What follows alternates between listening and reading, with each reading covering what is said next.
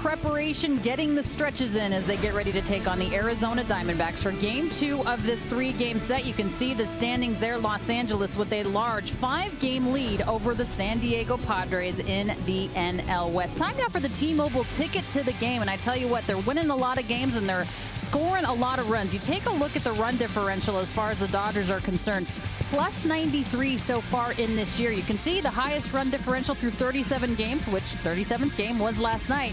1984 Tigers won the World Series. The Cubs also winning the Fall Classic. The 1974 Los Angeles Dodgers losing in the World Series. So what does that mean for these 2020 Dodgers? Hello, everybody, and welcome to our Sportsnet LA set in center field alongside Jerry Hairston Jr. I'm Alana Rizzo. They score a lot of runs.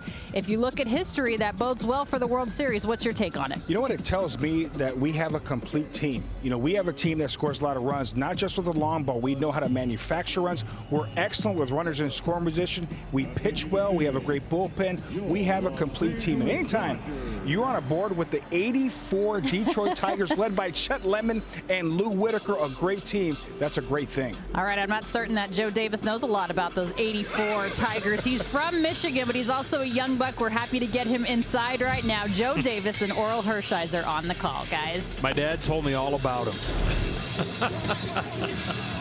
Let's take a look at the lineup for the Diamondbacks, brought to you by McDonald's. Cole Calhoun leads it off with a right-handed pitcher on the mound. He's back up at the top of the order. Then it's Ketel Marte hitting second and starting at second base. Christian Walker hits third. David Peralta in the lineup for the first time in this series and left, with Eduardo Escobar starting at third and hitting fifth. The DH is Josh Rojas. Nick Ahmed starts at short and hits seventh. The rookie Dalton Varsho in center field hitting eighth, and the catcher is Carson Kelly. Walker Buehler off of the injured list. The blister healed up. He's ready to go for his sixth start of the season. And start number 5, Oral, he looked like Walker Buehler at his best. It was electric. 6 innings, 11 Ks, no walks. Walker, when he gets ahead and he is in the strike zone, he is one of those pitchers that can finish you with the same pitch he starts you with. He can just take you right up the ladder. Good morning down by the knees, good afternoon by the waist, and good night at the top of the strike zone. And if he's landing the curveball that comes out of that same tunnel as the top of the strike zone, watch out. And he was. So usually, when I say usually, I mean the first 4 starts of the season, he was landing at a little bit below 50% of the time. That ain't enough. But last time out, 9 of the 12 curveballs he threw landed for strikes. They swung and missed at 5 of them. Dodgers winners of 16 of their last 19 games. 8 in a row here at Dodger Stadium. 27-10 overall. 5 games better than any other team in the National League entering this one. Arizona's lost 11 of 12. They're 14-22. Third worst record in the NL. After a 6-3 win in Game 1, Walker Buehler for Game 2, and off we go with a fastball that misses on Calhoun. On a perfect 72-degree night in LA.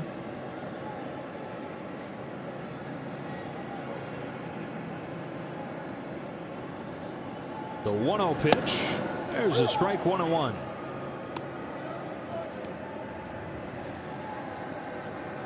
Cole Calhoun, when he was with the Angels, a couple home runs against Walker Buehler.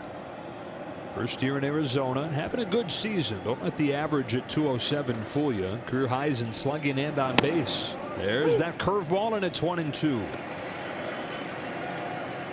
If Walker pounds the strike zone, it will reveal his ego. He will develop an ego with his fastball that will really put people on their heels.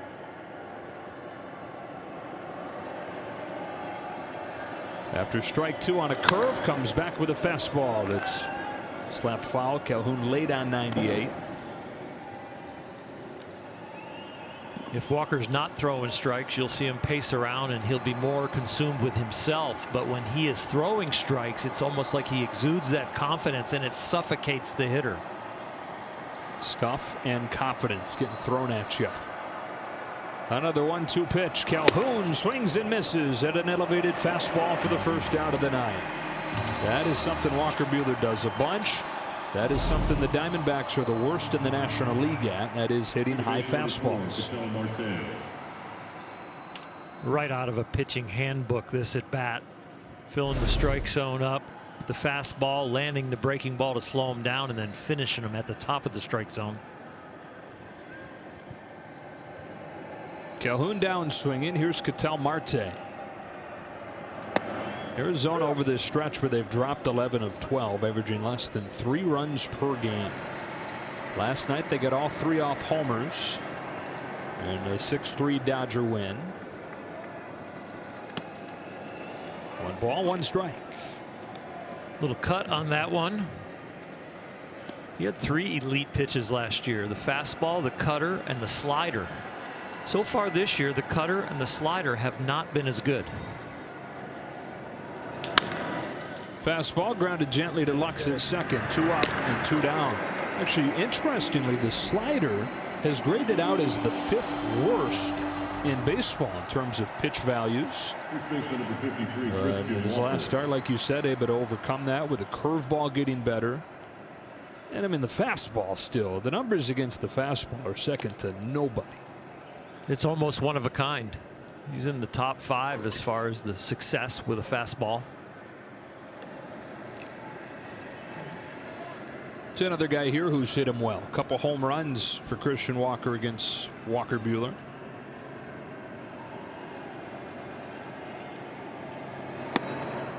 Fastball just misses. Right where he wanted, though. Video game strike. Just called a ball by a human. And he asked, "Was that off?" And Marquez said, "Yep." And Walker said, "Whew."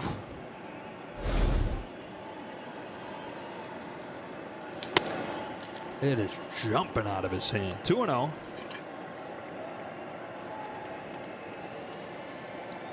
As you get fully in shape, you get farther down the hill. You feel like you're just placing the ball into the catcher's glove. You get so close.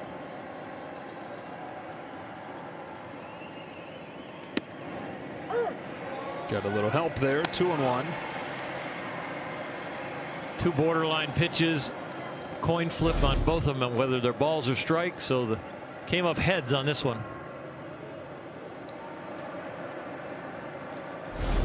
Already back home with a 2-1 pitch. It's a slider that's lifted to left center field. Pollock with a call and the catch to finish off a 1-2-3 first for Walker Buehler. The Dodgers come to bat against Zac Gallen after this.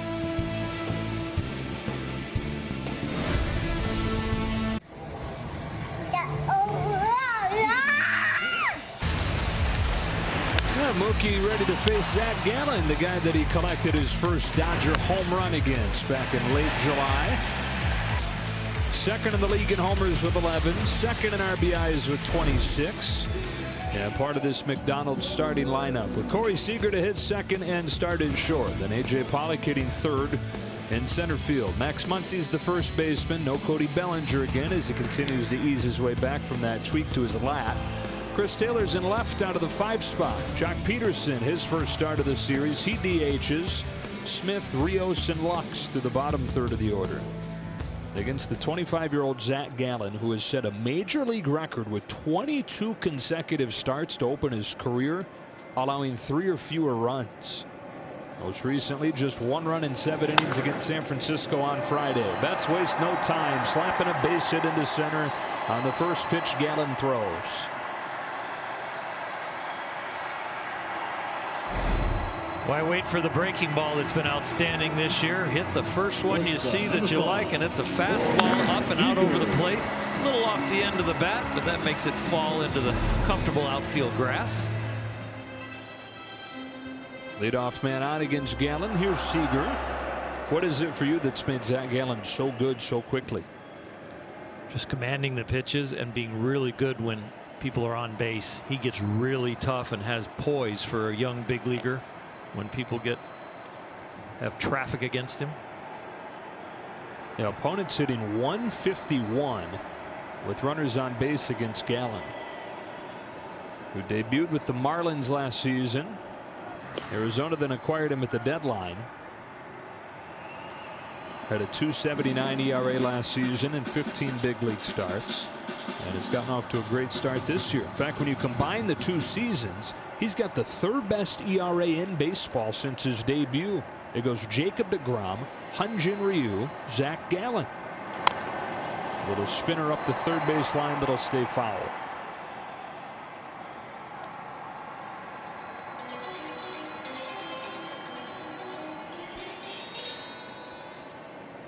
Corey Seager right there, a changeup. Since the fastball got picked on, immediately going to a little bit of off-speed stuff.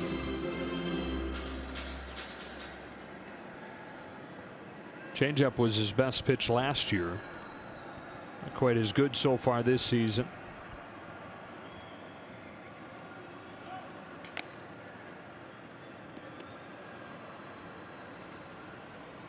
Dodgers saw him on July 31st. He held him to 2 runs over 6 innings.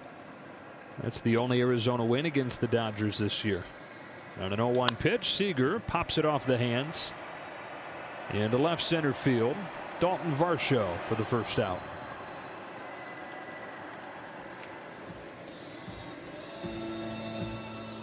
Struck out 9, season high 9 in that game on July 31st. And actually left with Arizona trailing, but they got him a couple runs right after he left the game.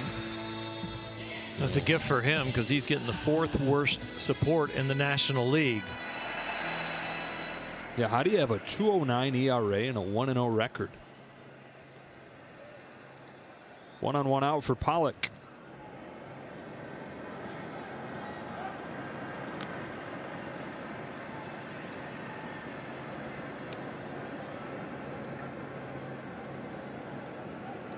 Out of Gibbsboro, New Jersey.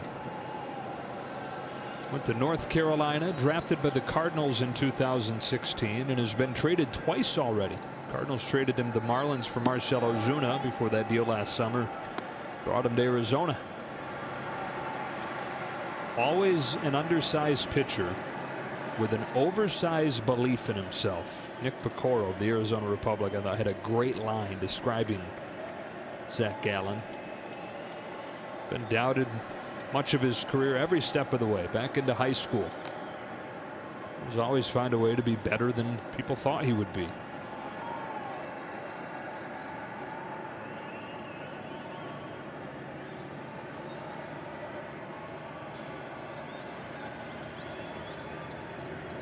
That's off first as the 1-0 comes home and catches the corner 1-1. You can tell the game is not too fast for him, as much as he's paying attention to Mookie Betts at first base. A lot of young guys early in their career, they kind of just get locked into and intimidated by giving up that hit on the first pitch of the game, and all of a sudden really focusing their attention on the hitter and forget about the running game. 2-1. He lives on the edges. That first pitch slider right there on the outside corner, that little 2-seam fastball on the inside corner just missed.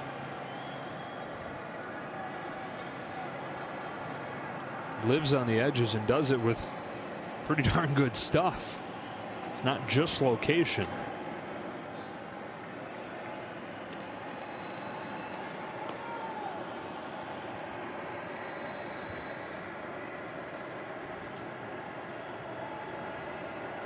Two balls, 1 strike on Pollock, who had 2 hits in the series opener last night against his old team. Here comes Gallen. Pollock swats it on a bounce to second. Marte to Ahmed. Late at first. Pollock beats it out to keep the inning alive. Using both sides of the plate to get that ground ball, and that was pretty routine double play. Surprised they didn't get it, but I think it was right there as far as getting jammed there from Marte on that ground ball. Gallen doing a much better job this year getting the ground ball compared to last year, another area where he's really improved.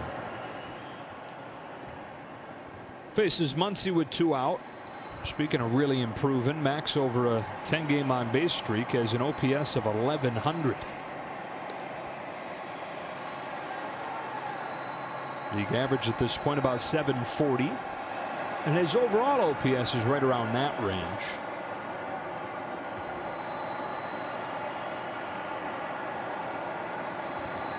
Pollock at first, 2 gone. Gallen comes home, and Muncy watches a backdoor breaking pitch for a strike.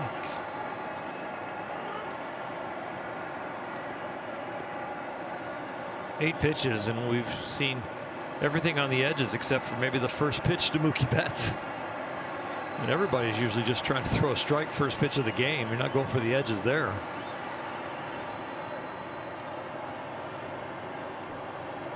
How many home runs did you give up on first pitches of games? Do you know, off the top of your head, do you know? I don't know. Multiple? I would say 4 or 5, maybe over 17 years. I don't know. That'd be an interesting one. What a bad way to start your day after a whole week getting ready. Yeah. Well, you're talking 30 starts at average, let's say, because of injuries and out for a year because of my shoulder surgery. 30 times, 16 or so. That's it. Still going to happen to you. Happened to Chris Paddock earlier this year against Jock Peterson.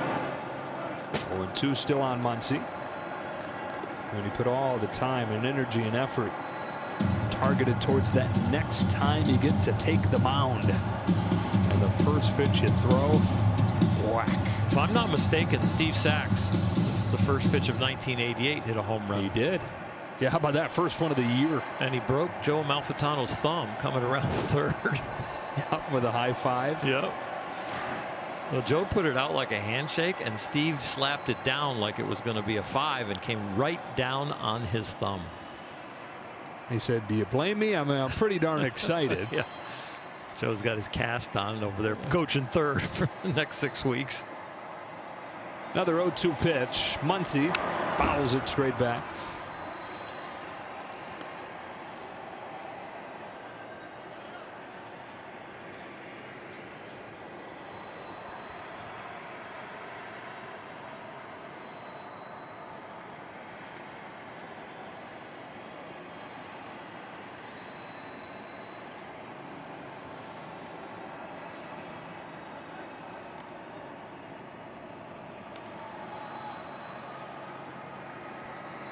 Bat singled on the first pitch against Gallen.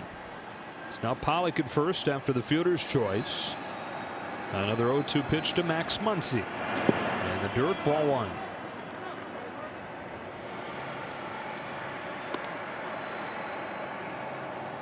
Okay, so we found that you gave up 7 leadoff home runs. Okay.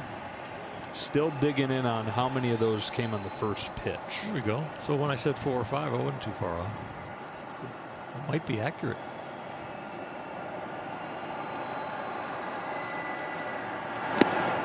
Count evens up 2-2.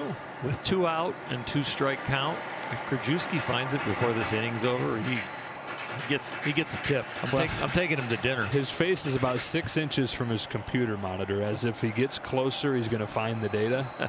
It's got to be accurate. We're going to cross-check him.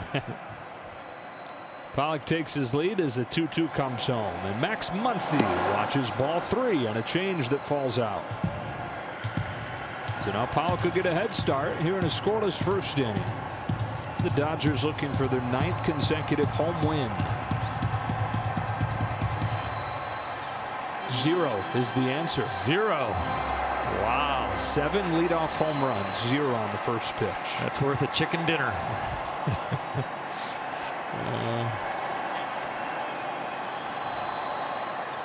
There goes Pollock. Here it comes. Muncy grounds it to first off of the hands. Walker to the bag. I think because it was a happy answer, you gave up 0. It should be steak, not chicken. It's steak. All right. No score after 1.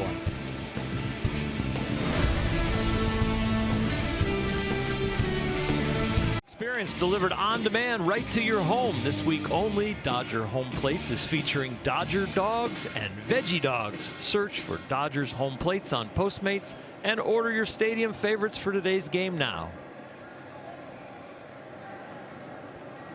Second inning, no score. Walker Buehler back to the mound after 1-2-3 first. David Peralta leads things off and takes ball 1. Buehler now in retiring the Diamondbacks in order in the first inning. Opponents are 3 for 44 against him the first time through the lineup this year. Now all 3 hits are home runs. That's a strike, and it's 1-1.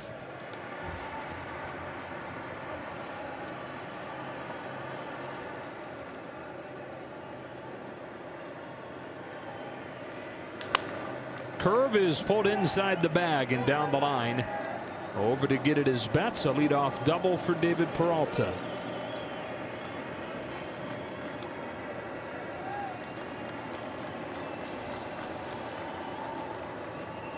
Breaking ball for a strike, and Peralta does a nice piece of hitting, pulling it right down the line. Wasn't in the lineup yesterday against Urias, the left-hander.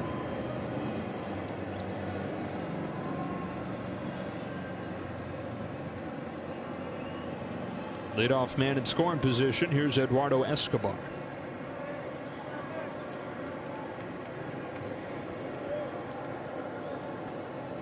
One for 4 in last night's game. Now 2 of 19 against the Dodgers this year.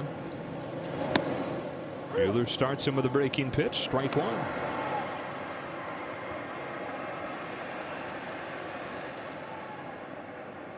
Escobar, 31 years old, in his 10th big league season. Top 15 in the majors in extra base hits and RBIs over the last 2 years.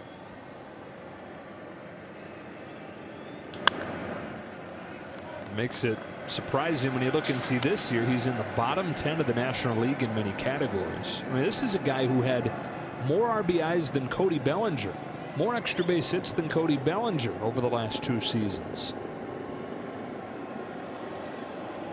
But like many of these Diamondbacks, off to a really slow start, forcing them to sell at the trade deadline. On an 0-2, Escobar pops it up back of third, sending Rios to the outfield grass for the first out.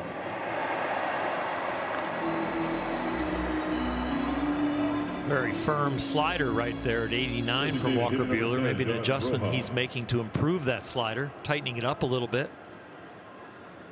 This is an area where he needs to improve this year. Runners in scoring position, high leverage, men on, all those categories really are where probably his ERA is built. You wonder, a guy who's the league's only hitting 185 off of him. So how's he got an ERA of over 4? This is Josh Rojas with Peralta at second and 1 gone.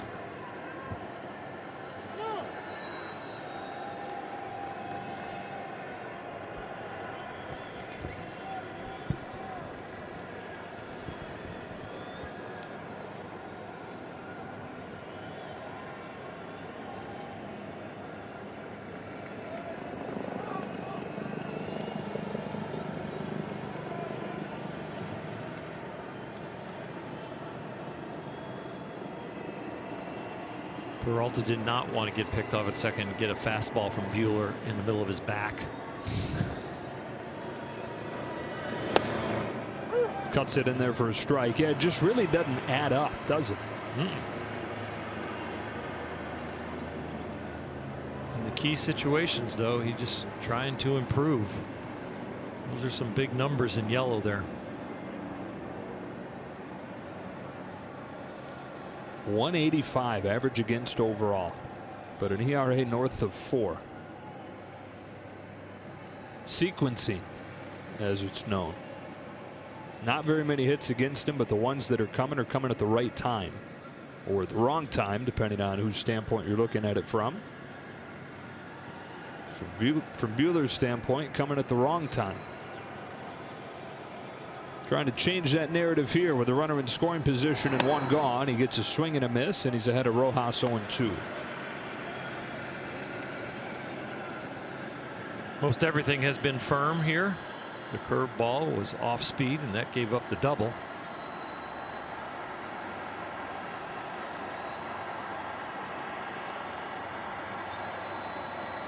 Oh-2 pitch.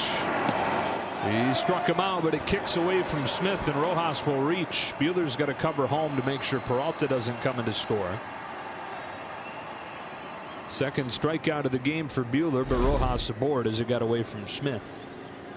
I'm wondering if this is another cross-up. They had already gone over the signs once, and sometimes when it's, you know, fastball, cutter, 2-seamer, big deal for a catcher, they can track it, but that looked like a slider that Will Smith had a little tough time getting to.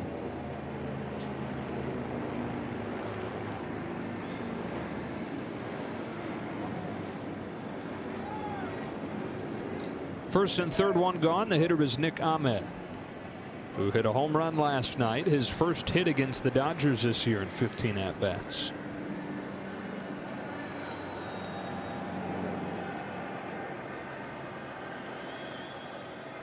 No score, second inning. Buehler comes home and misses ball one, and I don't know if it was across up again, but it wasn't a clean catch from Smith.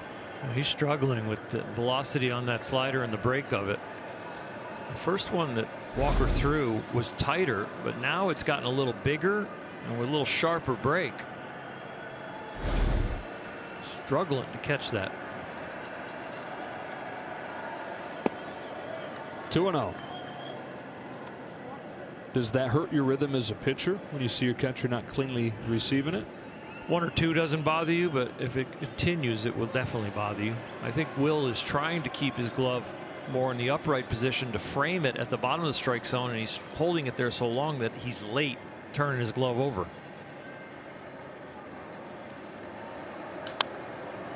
There's a strike, 2-1.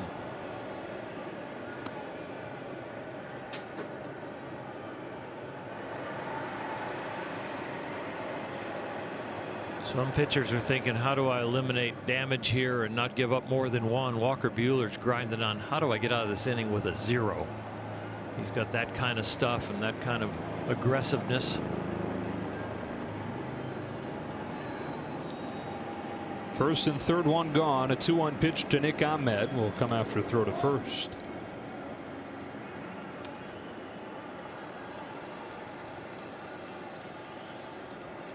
Everything's okay. It's several helicopters circling the ballpark. Fans. You rented the helicopters, come in and get a view.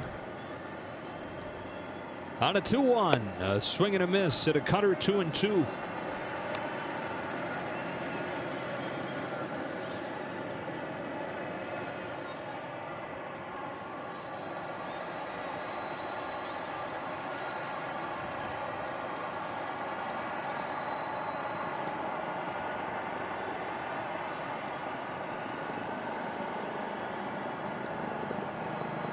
Buehler trying to pitch out of some trouble here in the second. Home with a 2-2 pitch to Nick Ahmed. Pop foul, will do it again.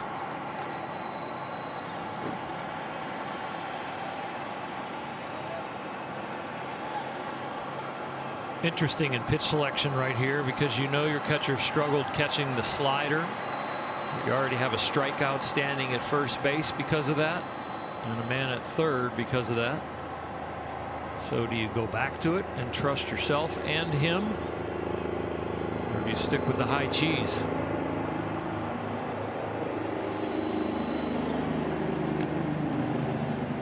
High cheese to first.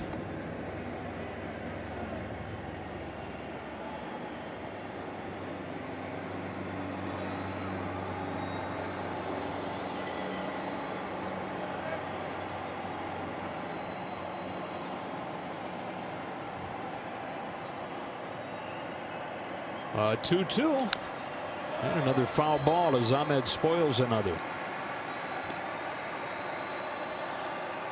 When he can reach that pitch right there,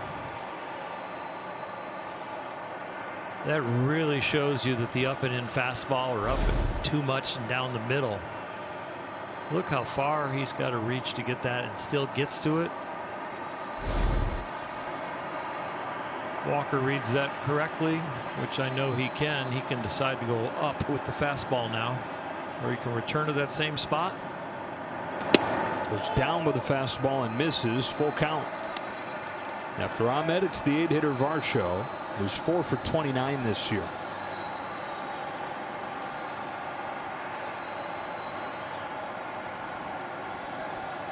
Peralta's at third. He started this inning with a double. Advanced on a drop third strike. First and third, one gone. A 3-2 pitch. And a fly ball to right center field. Betts will cut over and make the catch. Here's his throw home. It's up the line. It's over Smith, but Peralta's retreating.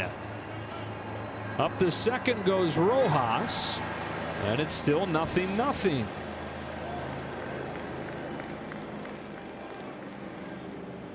Fortunate for the Dodgers, Mookie Betts, the shallow one. Peralta is just going to bluff, but in the midst of bluffing, he's got to go back, and he turns his head on the play. I'm not sure he would have scored anyway with Walker Buehler backing it up correctly. Mookie will tell you that's probably one of the worst throws he's made in his career. He's usually very accurate in hitting the cutoff man and keeping it on line.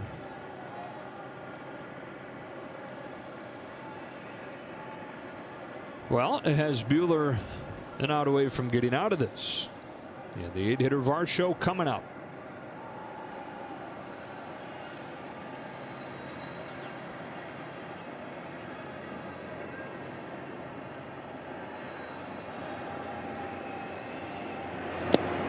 And the dirt, ball 1.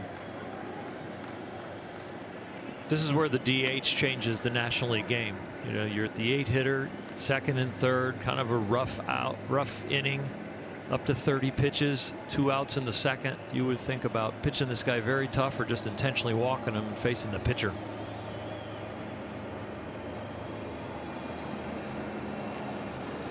Here's a 1-0. Varsho watches it in there for a strike, 1-1. It was, by the way, ruled an E9 on Betts, allowing the runner to take second.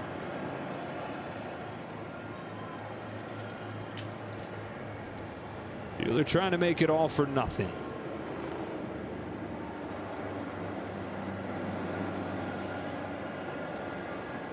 The set and the 1-1. Varsho pops it up into right. Lux goes back, makes the call and the catch, and Buehler is able to pitch around the traffic in the second.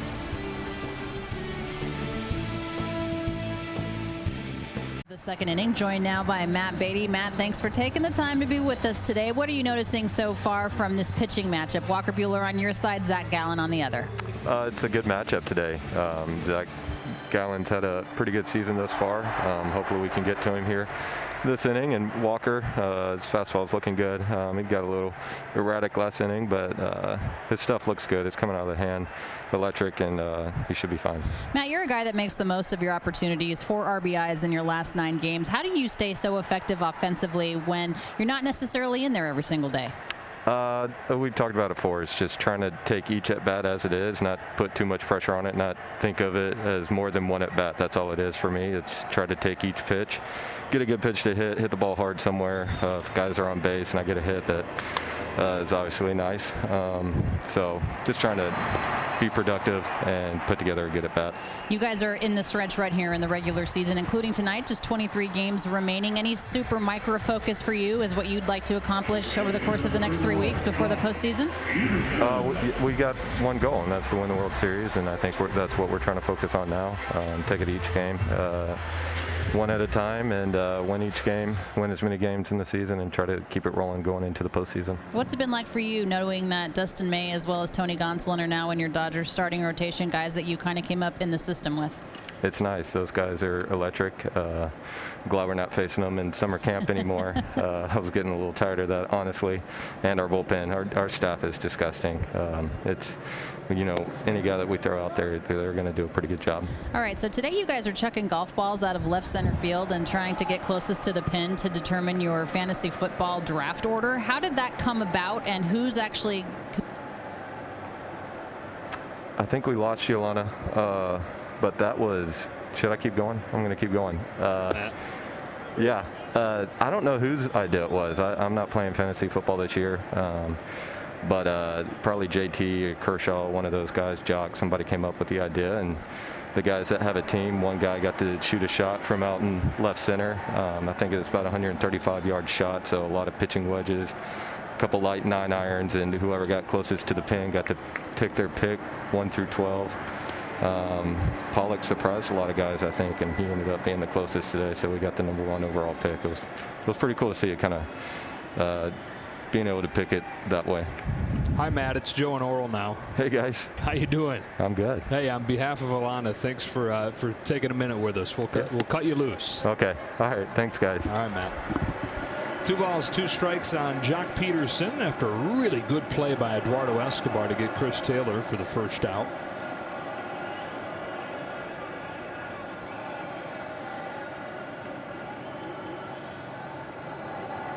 Gallen threw his line, home with the next one, and Peterson hits a soft ground ball to the shift. Ahmed, shortstop over there, throws him out, 2 gone.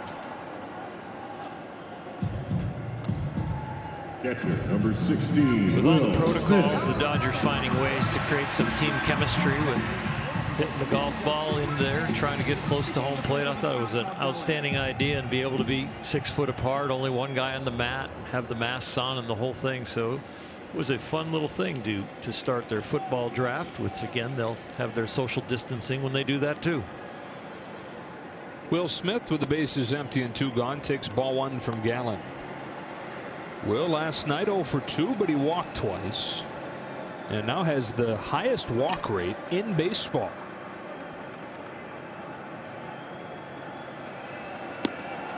A little bit low there, and it's 2-0 from a guy who chases less than anybody in baseball in 2020 and has seen just incredible improvements across the board in his peripheral stats. Not quite showing up in the average and the slugging yet. All the underlying numbers say it's about to come in a big way. Look at the improvements in strikeout rate from 27% to 15%, and in walk rate from 9% to a major league best 22%.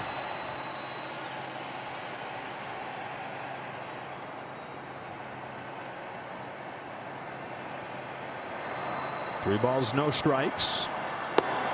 Takes one, 3-1. If he has a great career, which we expect him to, you're going to have plenty of time to tell stories about him. He's not going to put the ball in play early. Yeah, lowest swing rate in baseball. On a 3-1 from Gallen, Smith pulls one foul, and it's 3-2. And he hits it hard too. Yep, one of the top 10 exit velocities in baseball, one of the highest hard hit rates.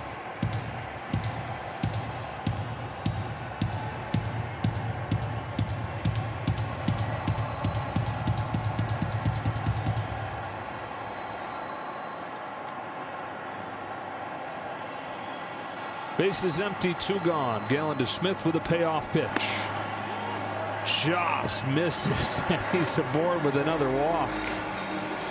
That's an uncanny eye, especially in a 3-2 count. I mean, I can see taking that 1-0, 2-1, 3-1, but 3-2, that's fantastic. Gallen saying that's a strike, and Smith saying check Fangraphs, bro. If I don't swing at it, it's not a strike.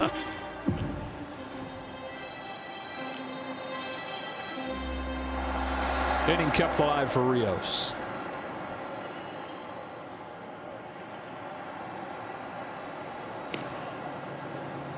That went 0 for 3 in his first game back last night after missing a couple of weeks with a hamstring pull.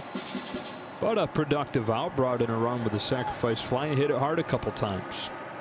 Much different than Will Smith. He's very aggressive, although he takes strike 1 here.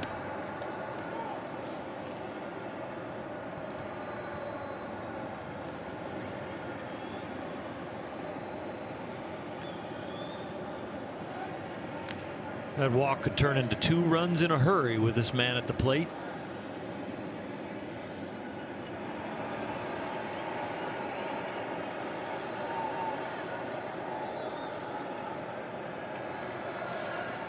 On an 0-1, very high ball 1. Gallen so far showing that he doesn't want Rios to extend his arms.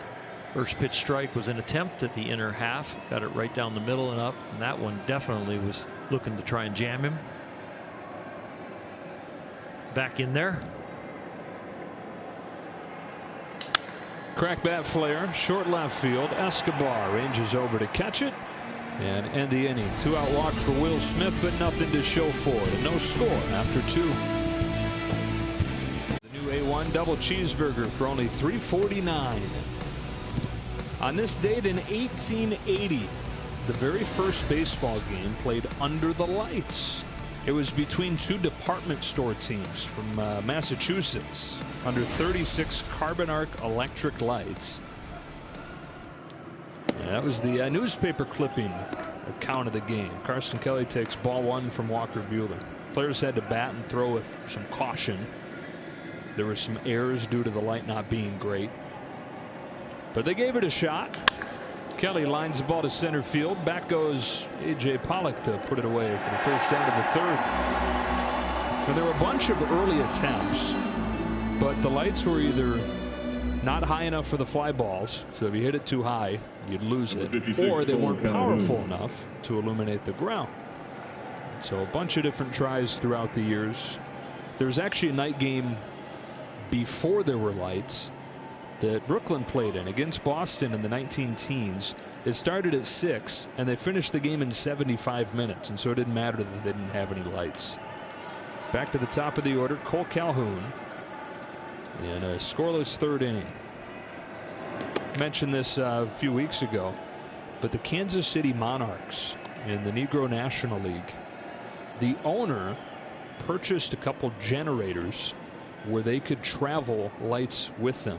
So we went on this barnstorming tour, and they would bring the lights and light up the ballpark and draw big crowds, play 2 games, including night games. Sky high pop up.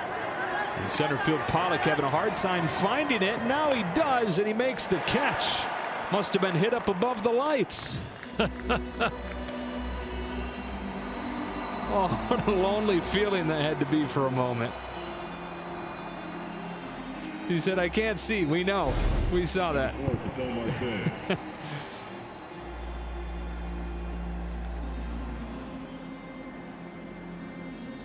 Listen to the sound. See if you can hear Mookie Betts. Somebody tell him. They're telling him where to go. Back, back, back. CT and Betts giving him a little instruction.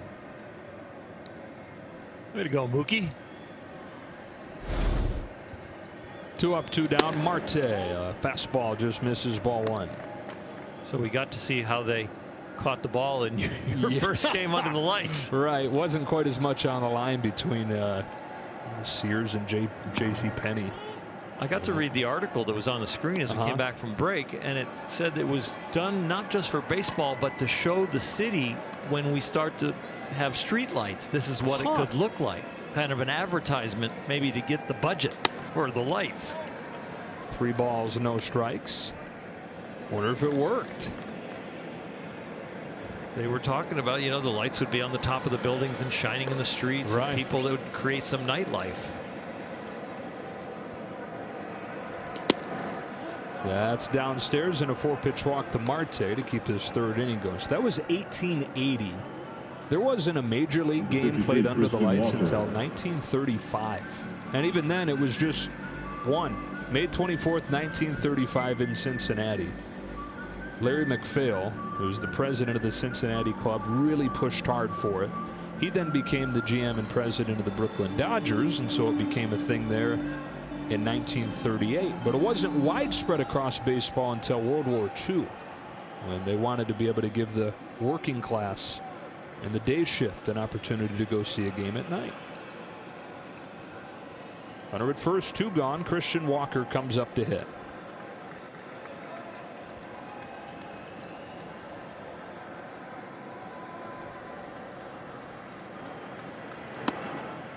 Strike 1.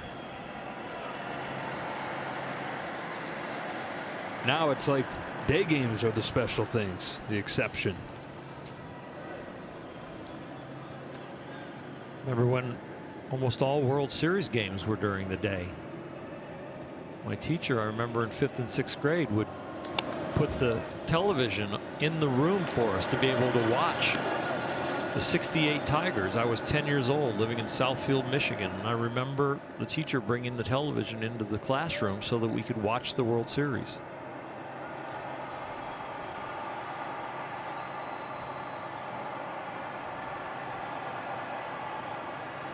They start so late now, World Series games.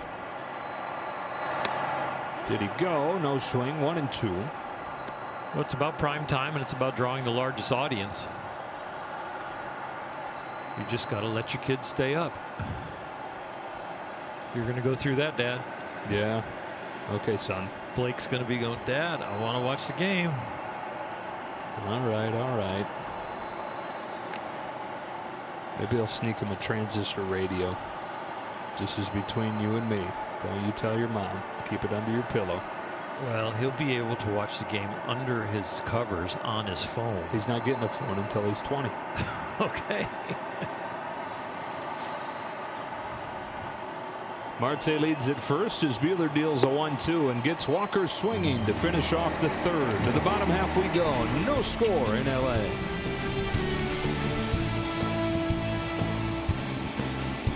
With other pups and cats in the park, presented by Lucy Pet Foods. Submissions close on this Sunday, so purchase the cutout at Dodgers.com/fan cutouts today. Proceeds benefit the Los Angeles Dodgers Foundation. No score, bottom three. Gavin Lux leads off the inning against Zac Gallen, who delivers strike one with a breaking ball.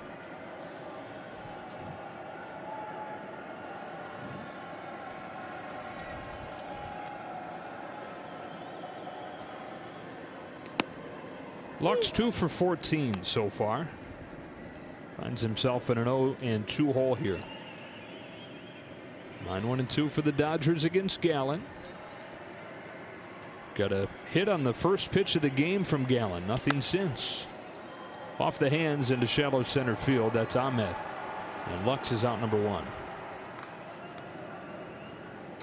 A word from Nissan.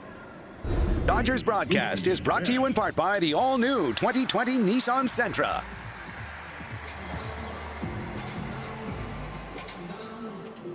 Gallen looking for his 23rd consecutive start of 3 earned runs or fewer allowed to open his major league career. It's already a record after he held San Francisco to a run over 7 innings on Friday. Arizona's only win over its last 12 games. Spins one to the outside corner for a strike on Betts. It's a San Francisco team that put up 23 runs last night.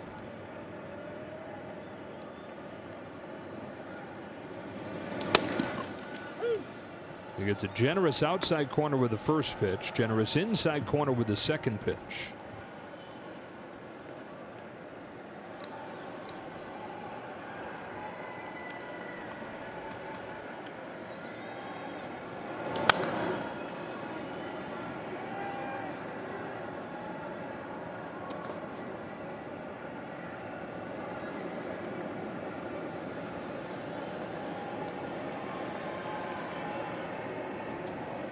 Gallen is a challenge for the whole league, and he's a challenge for one of the best in the game, especially in an 0-2 count.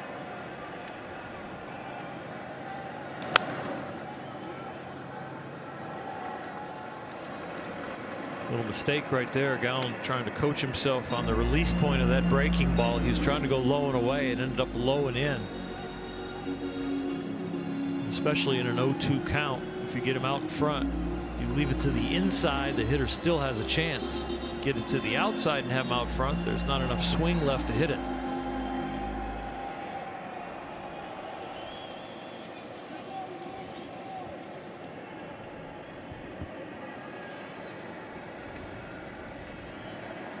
Gallen to Betts with another 0-2. Mookie fouls it off. Or no, he didn't. Didn't get a piece of it. Strike 3. That's the first K for Gallen. 2 gone in the third. He's throwing every pitch, and he's locating 90% of them.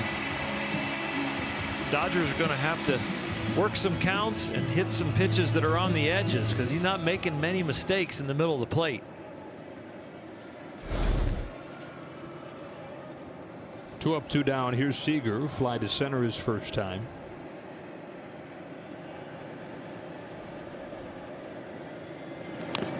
Fouls off the first pitch. Second time around in the order, thrown a few more curveballs.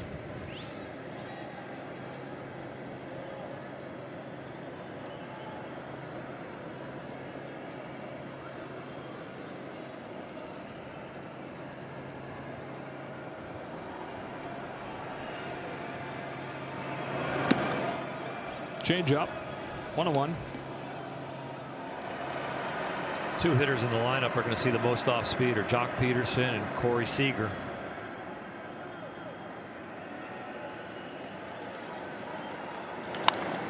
Another change. Cue shot at short. Escobar with a shift on, so the third baseman gets it and throws Seager out to finish a 1-2-3 third.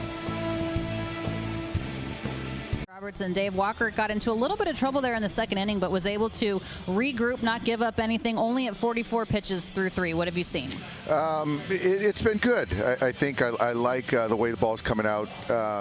You know, he left that curveball up to Peralta and punched out the other guy, but got to Rojas, but then he got crossed up. Will got crossed up, so that's why there was a wild pitch in there, pass ball, whatever it was scored as. But I think it's good. I think the fastball command's going to get better. He's missing down, but the life to the fastball is good. The cutter is good, and he's going up against a guy, Zac Gallen, who's throwing the heck out of the baseball as well. That's what I was going to ask you, Zac Gallen. We knew this was going to be a tough matchup, a fun matchup between these two guys. What does your offense need to do to find a way to keep him off balance? I just think that just be stubborn. You know, he's got command of the breaking ball, the changeup, and he's got good velocity of the fastball. He's done a good job mixing, getting ahead. We just got to kind of stay stubborn and hope he makes a mistake because, you know, it's going to be hard to put some hits together, but we'll find a way. No JT and no Cody in this one. Did you get an update on Cody today after any sort of work? Yeah, it was a little bit better than it was yesterday. Again, if it was a playoff, something like that, he would be in there. But I think right now we just want to be careful with Cody and just make sure it doesn't kind of morph into something else. Okay, Dave. Thank you. All right, Lana. Chris Taylor will catch this one down the left field line, and Peralta is the first out of the 4th. Hey, did you happen to see the Spectrum News piece that ran today on Alana? I did. How cool was that? I watched the video and read the article. So Alana's foundation, Guidry's Guardians, has saved around 100 dogs over the last year through adoption and fostering medical help. Escobar attacks the first pitch, grounded to second. Lux is there, 2 up and 2 down. Back in 2009, Alana rescued Guidry, and then Guidry was lost in 2019, but Alana said, Guidry changed my life. And when Guidry changes your life, now Alana wants to change the life of a whole lot of other dogs. And she already has. Been awesome. It's a cause sensitive to my heart, too, because I've supported her, and I would encourage everybody else to support her. Bases empty, 2 gone. Here's Rojas. Fastball to the knees, strike 1. Struck out his first time, but reached. That was the one Dave Roberts was referencing. Will Smith got crossed up on it. So Buehler was able to get out of that with no damage. And the dirt there, 1-1.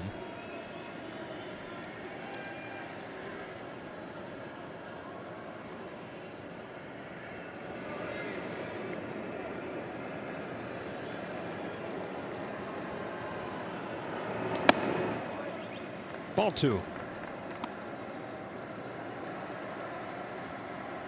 Walker battled those first 3 innings, put up zeros. The battle was probably because the first pitch strikes were only 4 for 12. This one he's upset about that pitch, but this inning he's back on track because all 3 batters have seen first pitch strikes, but now has fallen behind 3-1. I don't know how you could tell he was upset on that last one. Those field mics are really, they're really good. Make you a better analyst. Home of the 3-1. Rojas looks at strike 2. Not going to get too many better ones than that.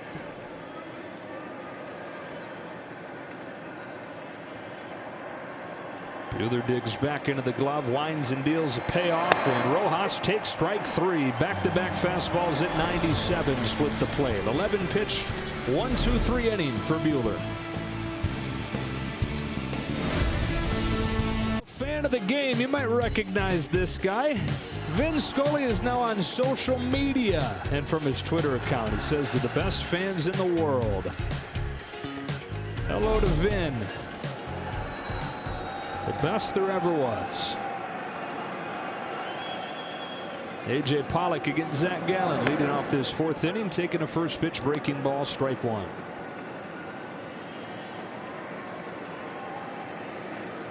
Just 1 hit on both sides. It was Betts on the first pitch that Gallen threw, a single to center field. There's David Peralta to lead off the second. Obviously both those guys stranded and no score.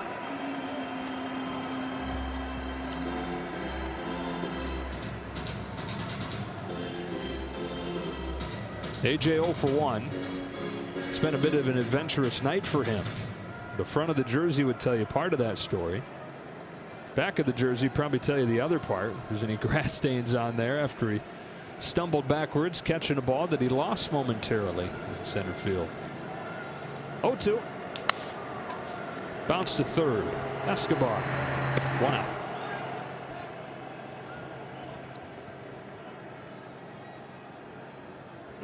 Now, a quick word from Morongo. Morongo, playing it safe. The good times are back. Bunch of ground ball outs collected tonight by Gallen. There's one thing you mentioned. He's doing much better this season in his first full major league season. Always feels weird saying that. I just don't know how else to put it. First season where he starts the year in the majors, I guess would be a better way to put it. First one to Muncy, taken low. First opening day roster? Yep. That too. For the native of Gibbsboro, New Jersey, who grew up across the street from his Little League field. I mean, isn't that every kid's dream? Have that across the street? For sure.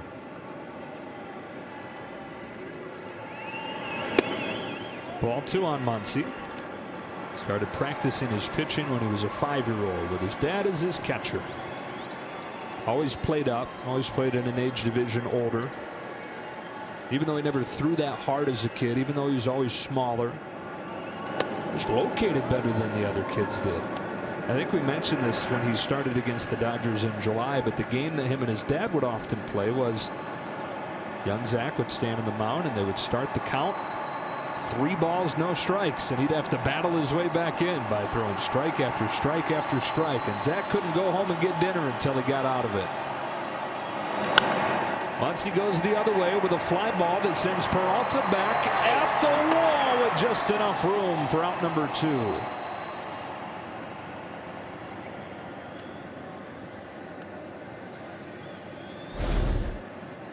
Muncy sends it right back to the fencing that guards the Dodger bullpen. I'm sure he's getting a little ragging like, you're running out of room, you're running out of room.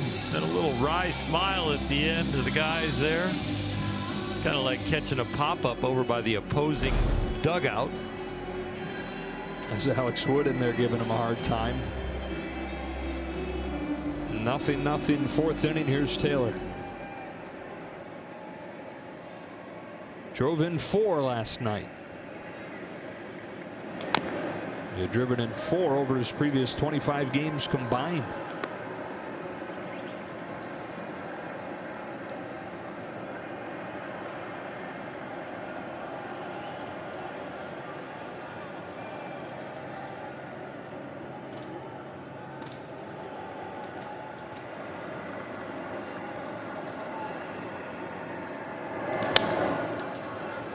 Down the right field line, Calhoun gives it a look, but it fades into the seats.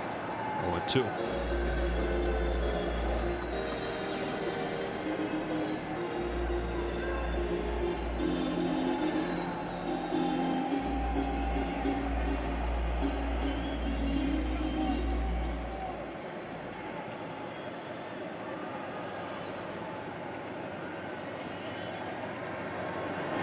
Gallen gets him swinging with a fastball. Only his 2nd strikeout, but a lot of soft contact tonight. And no score after 4 innings. LA is brought to you by your Southern California Toyota dealers. Today's the day to save big and drive home a new Toyota Camry. We make it easy. And by Mercury Insurance. Low rates, big discounts, great insurance. Where'd he go? There he is. That's what happens when hitters are trying to trace his fastball. Oh, it just disappears on him. As advertised, great pitchers duel going. Buehler and Gallen, just 1 hit allowed by both guys. And no scores. We move along to the 5th, and Nick Ahmed stands in. First pitch fastball popped foul. Strike 1. Well, the first pitch strike from Walker Buehler. He's done a nice job over his last 10 innings. I think he would take these 10 innings anytime. 15 strikeouts, only 1 walk. I would say he's rounding into shape. Kind of building off of what he did in that final start before the injured list. Of course, worry he goes down with a blister issue. Is it going to take him a while to build back up to where he had finally gotten in that 5th start? Not too many signs of rust here. I'm sure it's the kind of thing where the trainer glances at his hand about every other inning or so, or every inning, just to see if he's got any hot spots. Swing and a miss on a cutter, 1-2.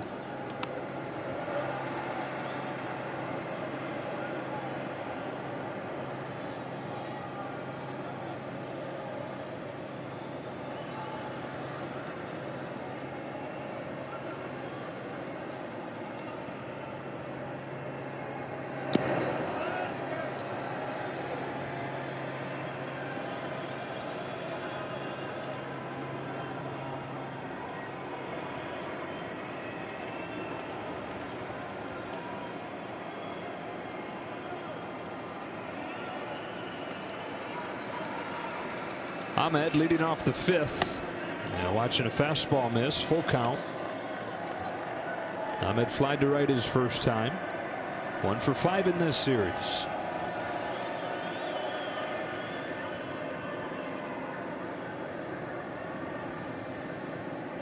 Buehler fires 3-2 and strikes him out with a fastball.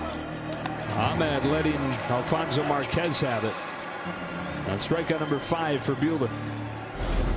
Precision right here. It might be a little wide and a little down, but I think Walker Buehler has earned that one. Hitters would say you never earn it. Just call it a strike or a ball. Pitchers will go, I'm 60 feet 6 inches away, and I just hit the spot. Dalton Varsho. Strike 1 with a fastball at 97. Now that's strike 3 to get Ahmed.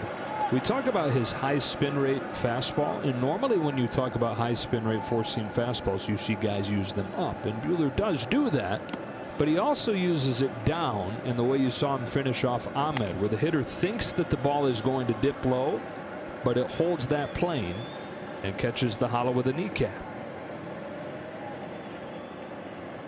It was a deep hollow. It was, yeah. It was located on his shin. 1-2.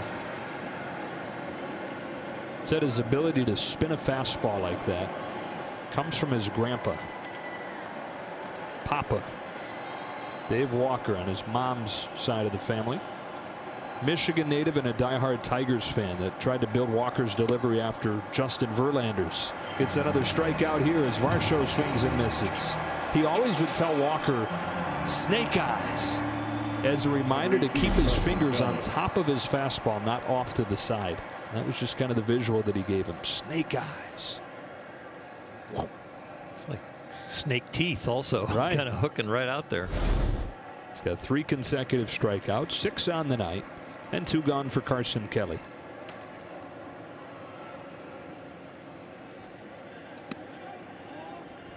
Ball 1.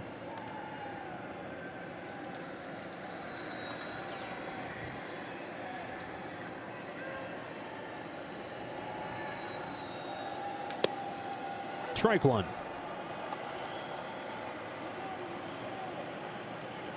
$17 Ks in his last 10 2/3 innings. Over a leaping Muncy into right, 2-out base hit Carson Kelly.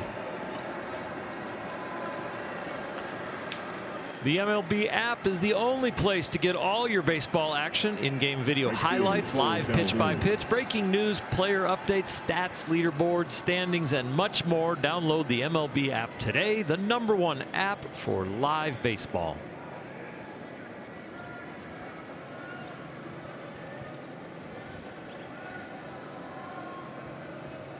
In a scoreless 5th inning, back to the top, and Cole Calhoun.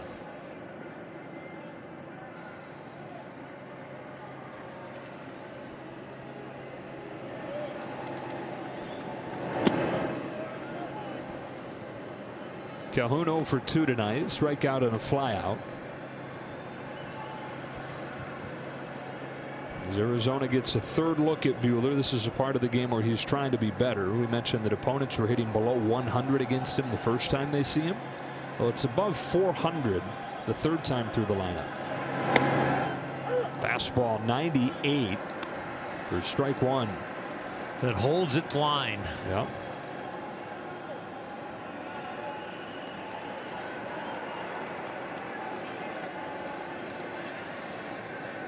There are those numbers by times through the order. 1-1 offering. Calhoun pulls it to first. Muncy's got it. It was on a bounce, but it didn't matter. He took it to first and ended the inning anyway. Halfway home in a scoreless game.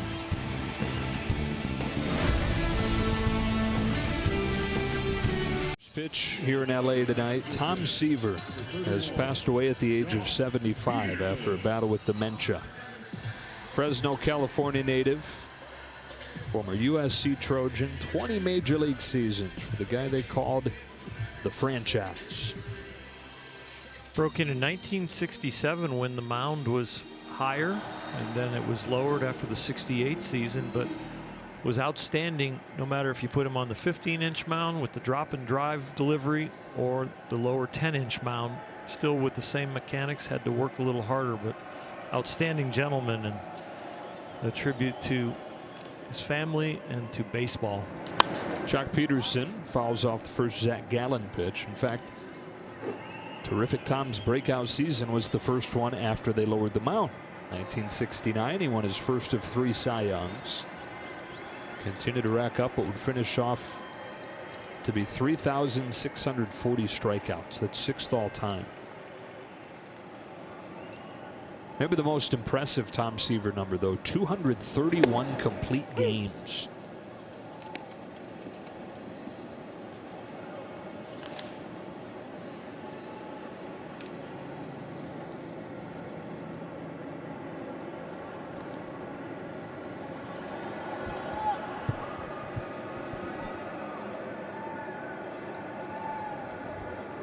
Gallen home with an 0-2. Peterson with a half-hearted swing and a miss. Couldn't quite lay off. That's the 3rd K for Gallen. 1 away in the 5th. Number 16, Will Smith. Of course, Kelly behind the plate pointed at the dirt. This is where I want it. And Gallen got within about 6 inches of exactly where his catcher wanted it. Look where this ball bounces. It was a good bounce because he went even a little shorter than where his catcher wanted.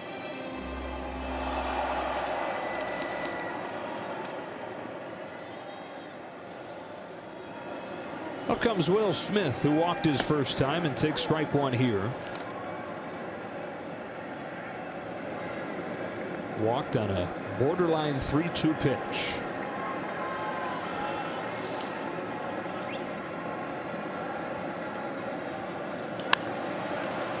Lifts this pitch foul, and it's 0-2. We were talking about the peripheral numbers for Will Smith being so impressive. Chases less than anybody in baseball. The walk rate is #1 in baseball. And then when he's hitting the ball, it's exactly what you want. He's got the lowest ground ball percentage in baseball and the 4th highest hard hit rate. That's why it doesn't add up when you look and see that the batting average at this point is right at 200. Slugging's pretty good. The OPS is well above average. But the way he's hitting it and the discipline that he's practicing at the plate, elite of elite so far this year. On a 1-2 from Gallen. He watches it spin away. Ball 2.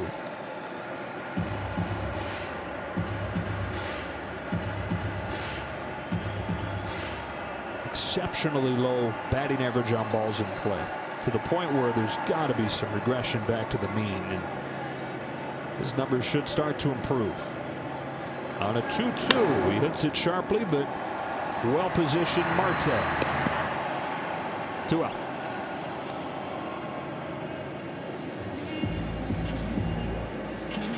Number 43, Edwin Rios.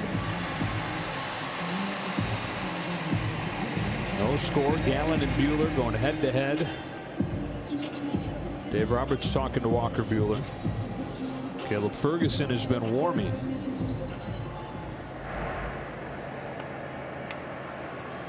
Again, another example. If they pull Walker, it's not because of ability, of course. It's really looking to the future.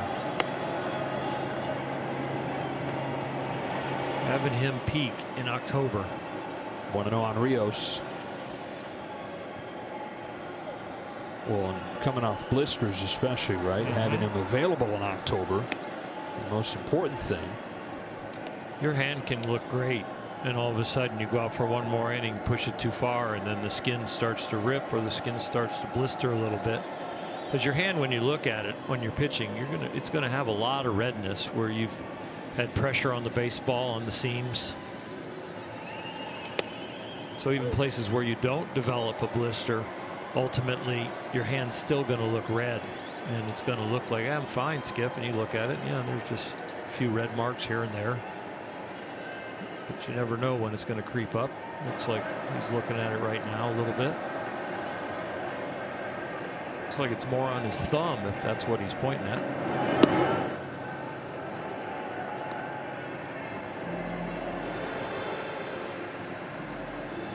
And a 5-game lead in the division, 5-game lead for the 1 seed affords you that ability to be a little more cautious and put more of a focus on angling everything towards October. 2-2 to Rios. He swings and misses at a changeup for strike 3. Bookend Ks in this 5th inning for Zac Gallen, who's retired 10 straight. Walker Buehler, 5 innings tonight, just 2 hits against him. Zac Gallen just as good, 5 innings, 1 hit on the first pitch that he threw. Since then, just a walk. Nothing else. On to the 6th inning, no score.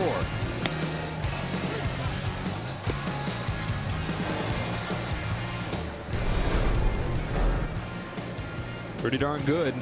Gallen for Arizona, Buehler for the Dodgers, who will hand it off to the bullpen as Caleb Ferguson comes on. And a 0-0 game in the 6th, and 2, 3, and 4 coming up. This is Ketel Marte swinging and missing in Ferguson's first pitch. Caleb Ferguson can match that line with Buehler in his 15 appearances so far this year. He's only given up 1 earned run, 13 2/3 innings.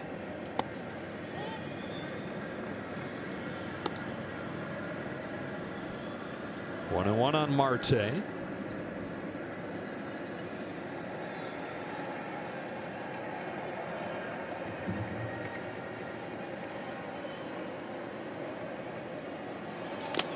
One and two.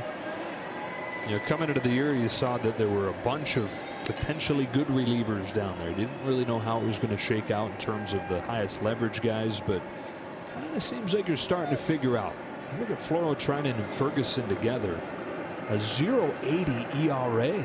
Baez obviously on the injured list. Scott Alexander just sent to the alternate site today. Then you have Kenley Jansen at the end. Joe Kelly on the injured list as well. But these 3 guys consistently have been great. They have been great, and they are setting up Kenley, who won reliever of the month. So he has been very good also.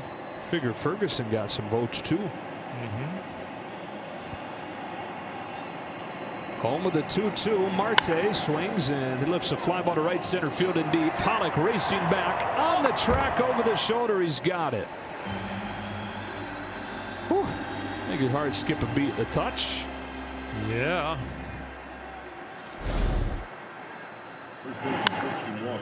Temperature now 68 degrees, and that helped this one get knocked down. With the weekend temperatures coming, this ball would be out when we creep over 100. Yeah, 108, 109 this weekend. Yeah. What? Can we wear shorts and a t-shirt in the booth? Well, we have a counter and we can drop our chairs low enough where they'll never know. Nobody knows. Oh, your singing voice is getting so much better. No, it's not. Christian Walker. Oh, really? Strike 1. It's gone from a 2 to a 3. Yeah, thank you. Out of 5? Out of 10.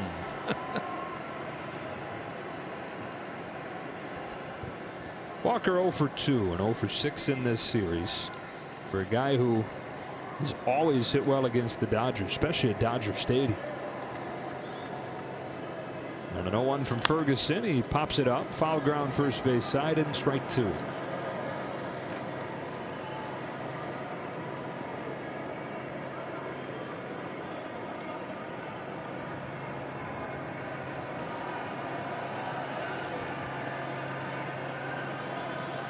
Really intense Christian Walker.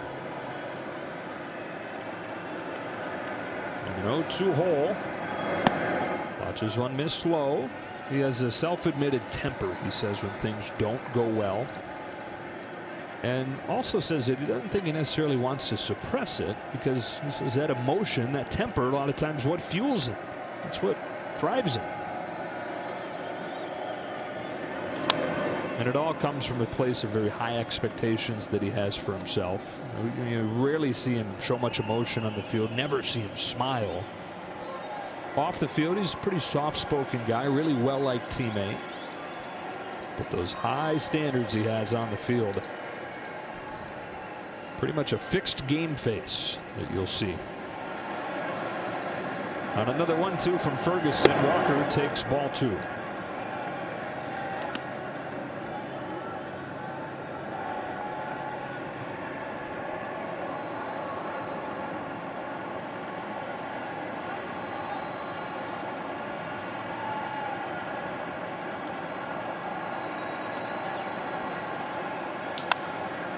Fly to left field. Back goes Taylor. Out of room and gone. And Christian Walker has broken the scoreless tie with a solo shot here in the 6th.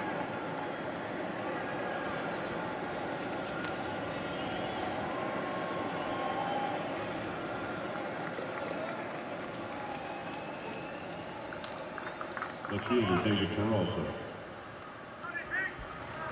Caleb didn't get it exactly where he wanted it. It's a breaking ball. He wants it down and in. You see it's just kind of hovering near the middle to the middle half, and just right in the middle of his swing. Hits it right over. Barrels are overrated. Strike 1 on Peralta. So Arizona's gotten all 4 of its runs in this series off homers. Kelly and Ahmed last night, Walker tonight.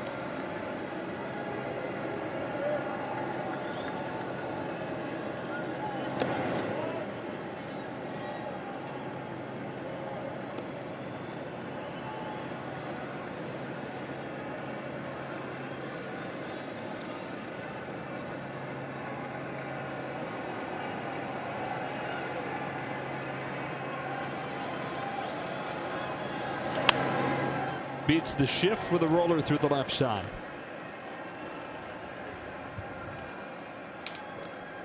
Now a word from AT&T. Watch the local sports you love on AT&T TV. Ferguson trying to keep it right here. It'll be tough against Gallen, who's thrown just 65 pitches over the first 5 innings. And giving up just the 1 hit. 1-on-1 out for Escobar.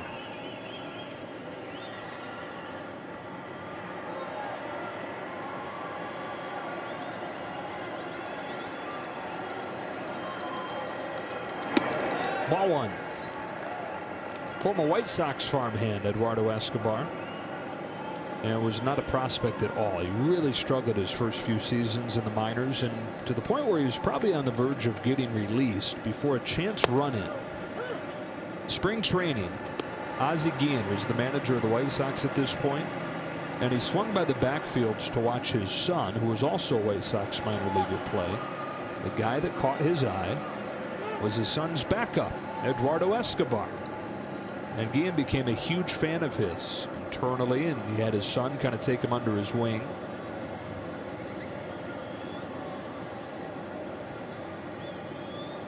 Ferguson brings a 1-1. Escobar pops it foul, and it's 1-2. And Ozzie said that he always kind of saw a little bit of himself in Eduardo Escobar. Besides both being from Venezuela, the energy, determination to make it, the joy that he played the game with. And Ozzie oversaw his climb through the ranks to making his major league debut with the White Sox. On a 1-2 pitch from Ferguson, he fouls it again.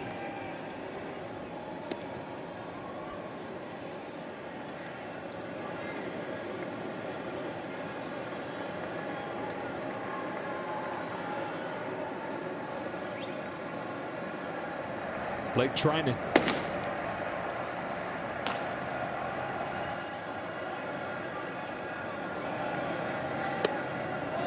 Two and two. Caleb struggling with that cutter slash slider. Missing his target by a couple feet with about every other one of them.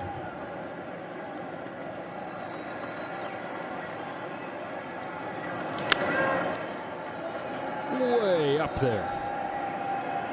Lux has it spotted. He's got it. 2 gone. Probably one more hitter for Ferguson, the left-handed batting Josh Rojas. Then it's a righty and Ahmed due next. Last night, Corey Seager took over on those pop-ups over there. Yeah. He let Gavin have a shot at one over there on the 6th side of the infield. You get one too, kid. Tonight's your night. Rojas happy to have Buehler out of there. 0 for 2 with a pair of strikeouts. Attacks the first pitch, bangs a base hit into right field. Up to second goes Peralta. 2 on with 2 out. Let's see if Dave Roberts makes the change here.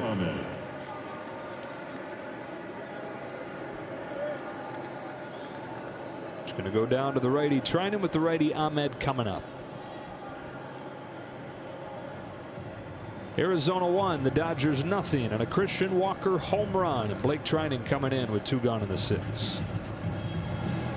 LA is brought to you by Jack in the Box. Because you asked for it, the Jack in the Box Spicy Chicken Strips Combo is back on the menu for a limited time for only $5.99. And by Nissan. Take off in a new Nissan before summer ends. Don't miss the Nissan Bottom Line Sales Event.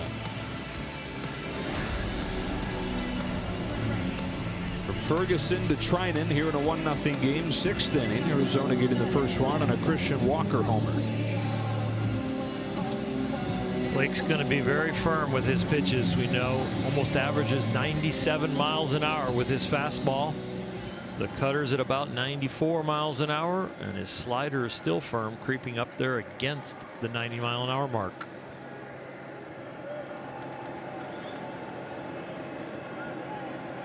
Facing the shortstop, Ahmed, who's 0 for 2 tonight. He's got Peralta at second and Rojas at first. Here comes Trinan. Sinks it low. Well, home runs lately have suddenly become a bit of an issue for the bullpen. They gave up 6 home runs over the first 29 games. They've given up 6 over the last 9 games. So that's sometimes a little bit of that regression that you say that kind of comes back to the norm. Chopped to third. Rios will step in the bag and finish the 6th, but Arizona draws first blood and the home run from Walker. To the bottom half we go in LA. If so, nominate them for a chance to be named the 2020 Spectrum Sports Marquee Educator, presented by Shakey's Pizza. 2 lucky winners will receive $2,000 to help fund a brighter future for their students. Visit SpectrumEducator.com now for more information. Arizona 1, the Dodgers nothing. Just 1 hit for LA. Coming on the first pitch that Zac Gallen threw. Since then, he walked a man in the 2nd. That's it. Retiring 10 in a row since. Lux, Betts, and Seager coming up. Gavin popped out to short his first time. Swings and misses. A violent swing at a cutter for strike 1. Now, Gavin now 2 of his first 15 this season. This hasn't quite looked right yet.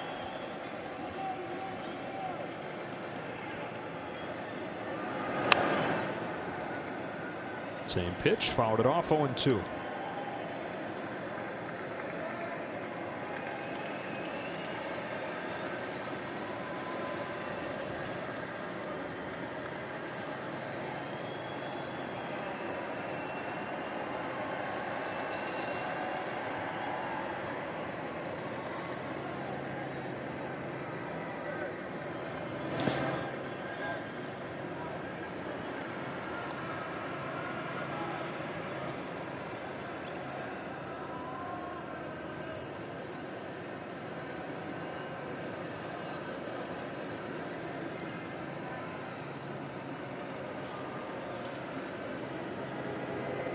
One, two. Way high. Ball 2.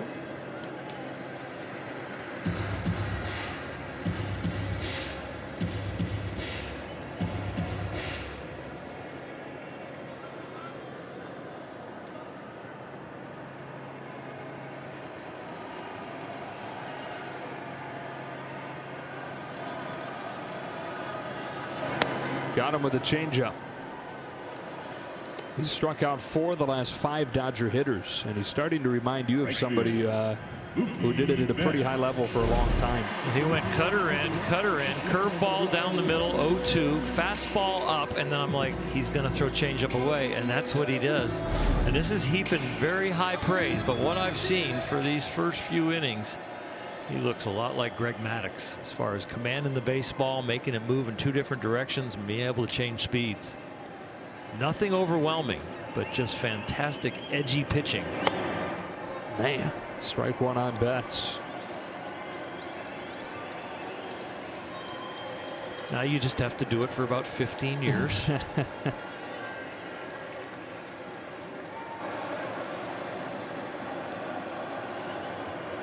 0-1 to Betts. Foul back 0-2. Dodgers are 1 for 6 on his fastball. They're 0 for 3 on his cutter. They're 0 for 3 on his curveball. And they're 0 for 5 on his changeup. So the full mix. And that is a lot like Greg Maddux. But the thing that made me recognize Greg is just the command of the edges. That last pitch to Mookie was probably more center cut than he's ever thrown one tonight. Greg Maddux was tunneling pitches way before tunneling was something people spoke about as tunneling. And Greg could tell you, like, on the 3rd pitch, this guy's going to ground out to short. He could. He gets strike 1, he gets strike 2, or he get ball 1 on purpose, and then he'd throw a changeup, and the guy would roll over it and ground out to the shortstop.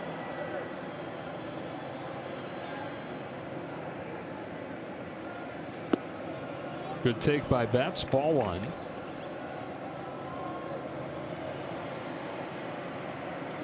Now he's going to go back to the cutter away that he started him out with, I think. We shall see. We're going to find out together. Nope, they're coming back in. Hard in. On 1-2. Missed up. Ball 2. Hard in to set up something away. That's what he did with Gavin Lux.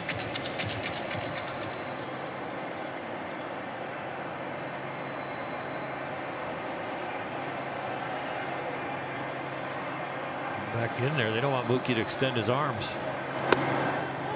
Missed inside. Ball 3. Betts has the #1 slugging percentage in baseball on pitches away.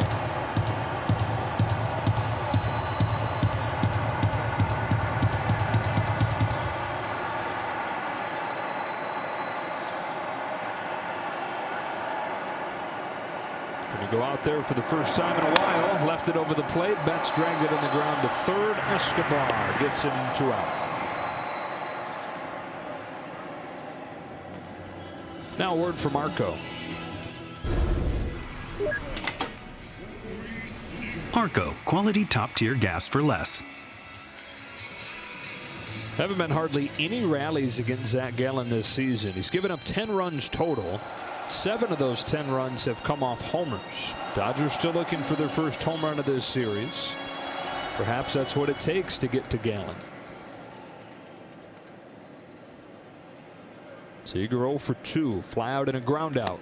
Change up gets him swinging for strike 1.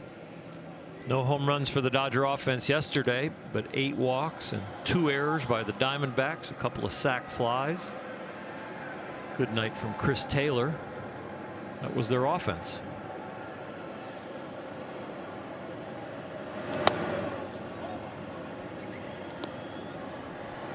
This is quite a pickup for Arizona. They've moved a lot of pieces over the last 2 years. In fact, there were only 4 players on this roster that were also on the NLDS roster that faced the Dodgers in 2017. 4 players left from 3 years ago. Gallen, one of the key returns they've gotten as they've moved around so many guys. A ball and 2 strikes on Seager. Traded him for Jazz Chisholm, 22-year-old who just made his debut last night for the Marlins. But one of the top prospects in baseball, an infielder.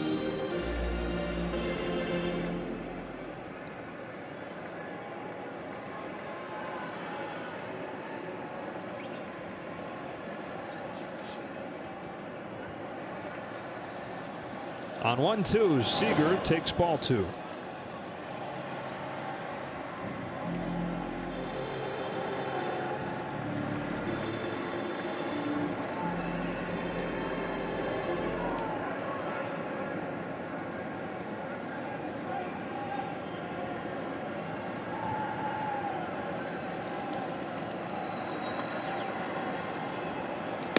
Got him. Bottom falls out of the changeup, and that is 13 straight retired by Zac Gallen, who has a 1-0 lead after 6.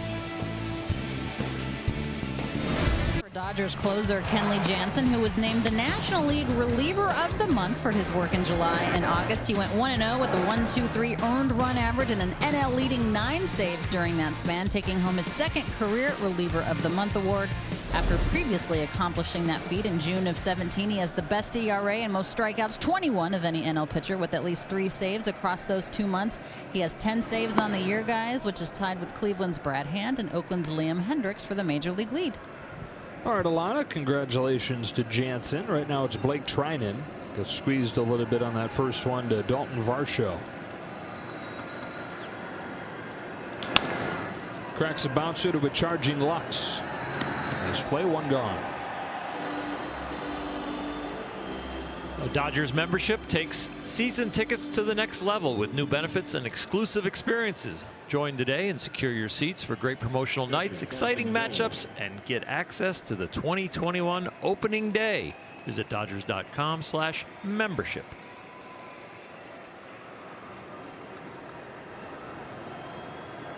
One nothing Diamondbacks. 1 out, 7th inning. Here's Carson Kelly, who hit a home run in last night's game and has 4 of them in 7 games in his career in this ballpark. That his first hit as a Diamondback here. Game-winning pinch hit double in his very first at-bat in a Diamondbacks uniform. Second game of the year last year.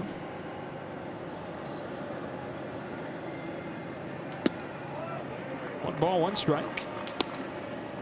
Blake Trinan's got an outstanding movement tonight. I like the fact that most of it is on the plate, even if it's too low. Give the hitter width, and he still might swing at it. Like that. Yep. You go through the corner with that much movement, boys, a lot of times hitters don't even offer. But right down the middle, just let them hit the top of it, get the at bat over with. Hopefully they hit it forward on the ground.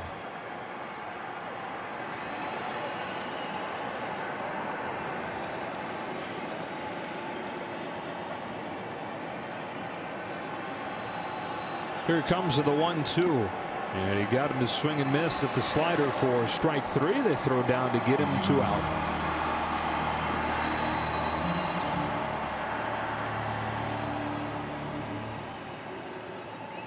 Slider that starts where this ball starts, if it's a 2-seamer, guess where it ends up? Right down the middle. Well, that one goes the opposite direction, so you look silly when you swing at it.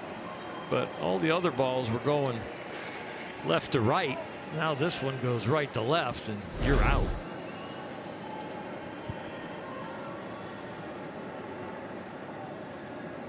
Two up, 2 down for Trinan. Old American League West foe, and Cole Calhoun climbs in to face him. 1 ball, no strikes.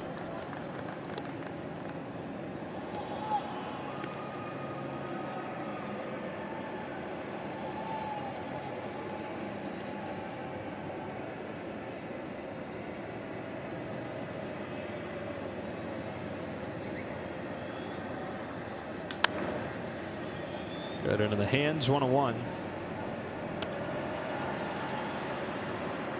San Francisco and Colorado played earlier today. Quick 2-game series there after the 23-4 win for the Giants last night. They had a 6-1 lead late today. Colorado scored 8 runs in a row in the late innings. Wow. True Coors Field fashion. 9-6 the final, and they split the 2 games.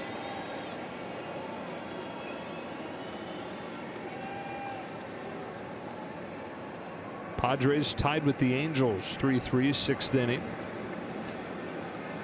Dinelson Lamet going for the Padres tonight. Swing and a miss on a high fastball, 1-2. Jurickson Profar has a homer.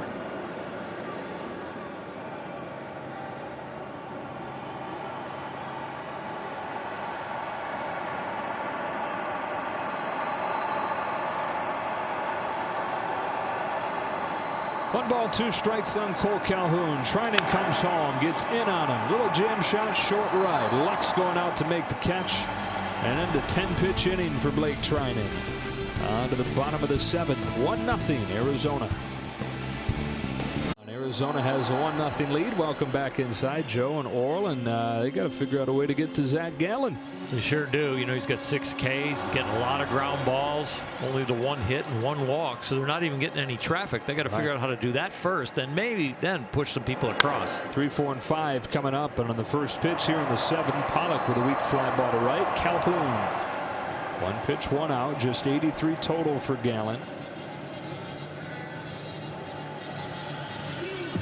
Again, if you happen to just be joining us, the only hit that he allowed came on the very first pitch of the game. He bats lined the ball to center field. Since then, he walked Will Smith in the 2nd. That's the last base runner that he's allowed. He was hot coming in here. His last 3 starts, a 1.35 ERA. He has done nothing to increase that ERA.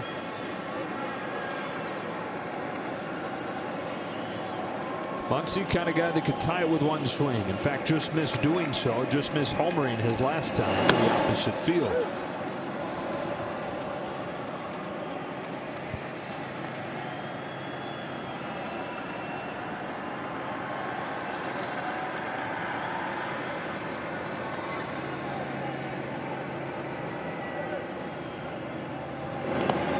One ball, 1 strike.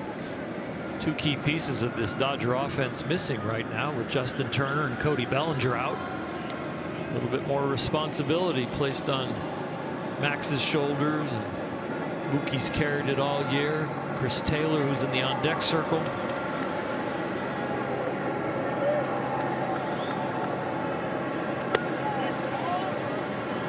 Boy, this zone has been wishy-washy. Moved around a little bit.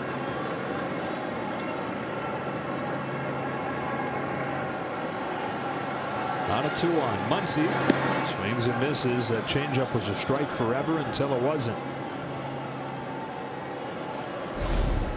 Great arm action, great delivery. See the follow through. Looks like he's throwing a blazing fastball, but all of that arm action is putting spin on the ball and making it dive.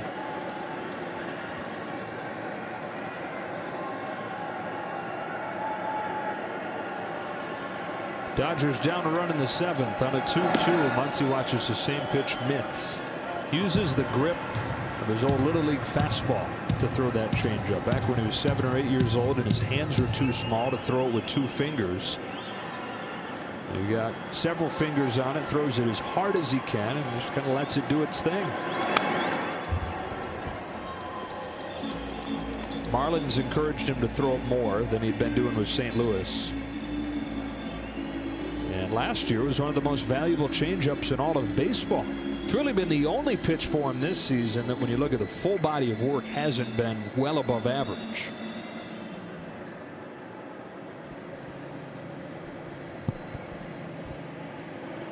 '90th pitch of the game from Gallen is a 3-2 to Muncy, and it's a changeup that looks pretty darn good, getting him to swing and miss. 2 out. His 7th strikeout, and a lot of them to these left-handed hitters with this diving changeup.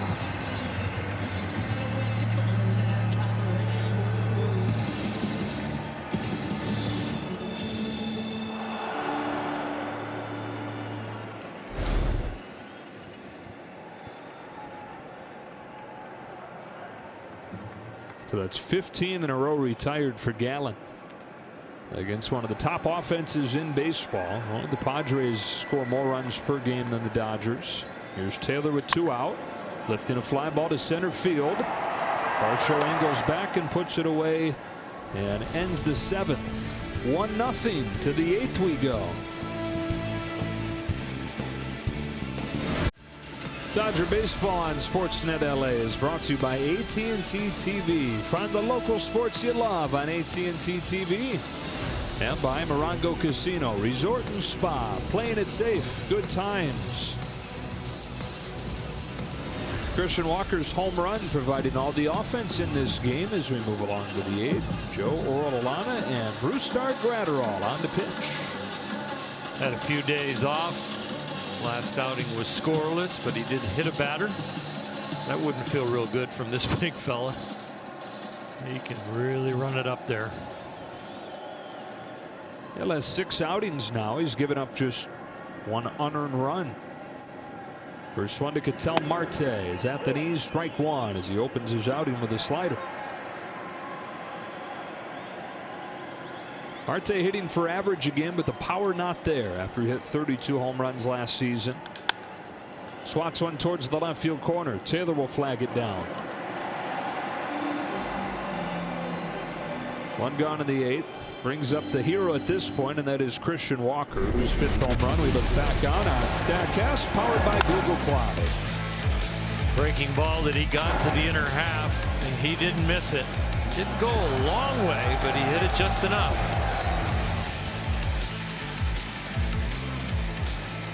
Native of Norristown, Pennsylvania, same town that produced a guy named Tommy Lasorda.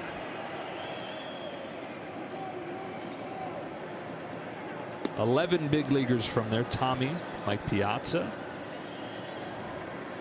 2 Hall of Famers in Piazza and Tommy Lasorda. I don't like you because you're from Norristown, Pennsylvania. I like you because I'm from Norristown, Pennsylvania, Tommy would say.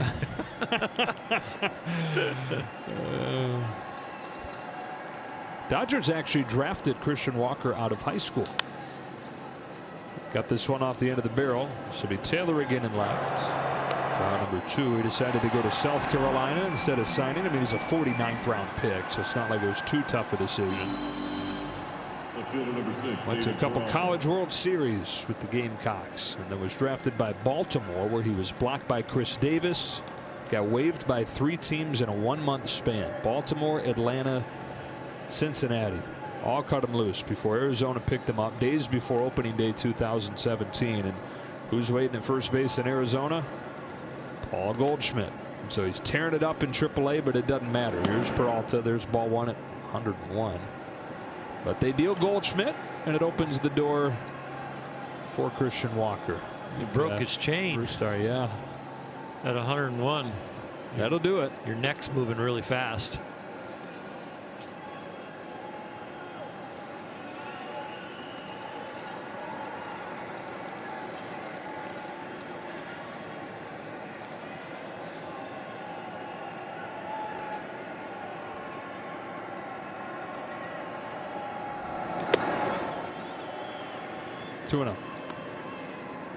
There might be a link to that chain on the mound that'd be worth a pretty penny. Yeah. It was a very thick chain.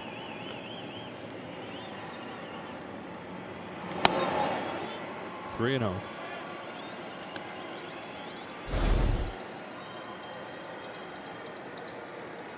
Well, there it goes. It became an earring. 3-1.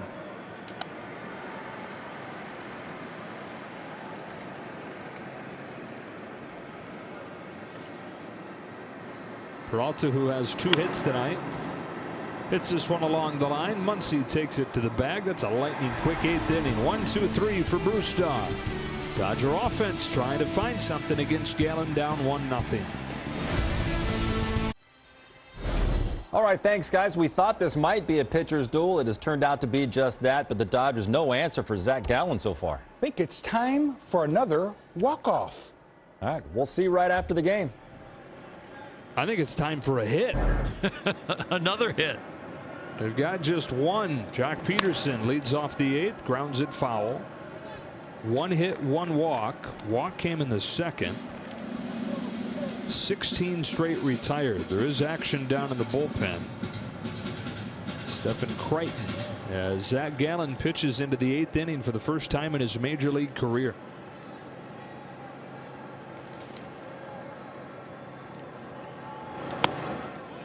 Check swing, no swing, ball 1. He's had some conversations lately with Torey Lovello. Matt Hergis, his pitching coach. Yeah, it's great. You've gone 22 games in a row, giving up 3 or fewer. But to join the elite, you got to be consistently into the 7th and the 8th innings, and that's something that he's taken pride in trying to add to his game. He's done it tonight. Falls behind Peterson. 2 balls, 1 strike. High bar for the pitch count this year is 98 for him, and that was back against the Dodgers. July 31st. Gave up 2 runs that night over 6. Comes home with a 2-1. Peterson watches ball 3. After Jock, Will Smith, and Edwin Rios.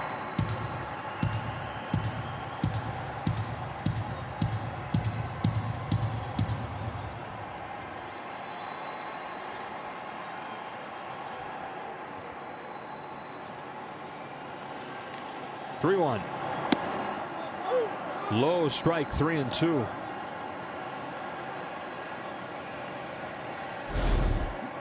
Change up. The bottom falls out of it. But he gets the call. Good framework by Carson Kelly to help steal it.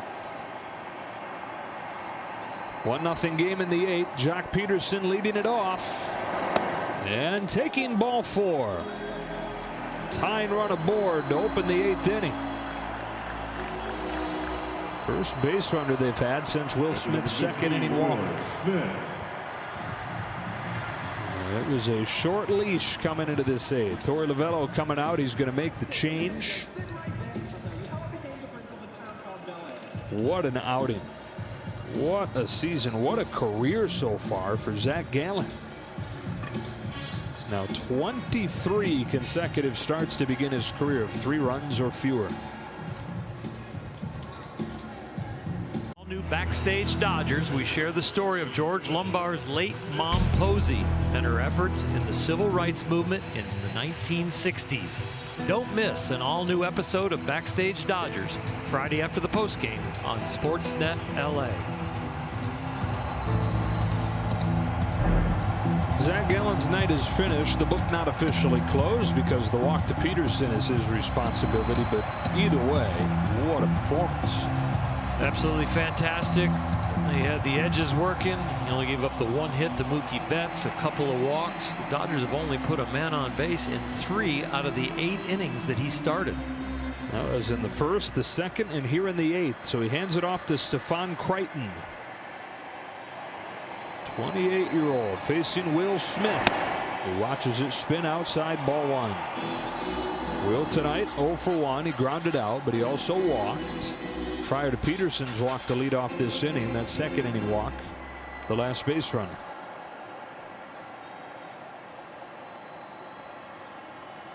Looking for a come from behind win, looking for some late drama. Looking for their 9th consecutive win at home, their 17th out of the last 20 overall.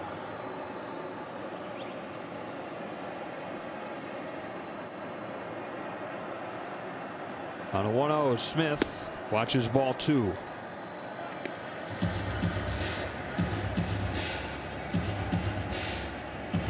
Rios due up after Smith.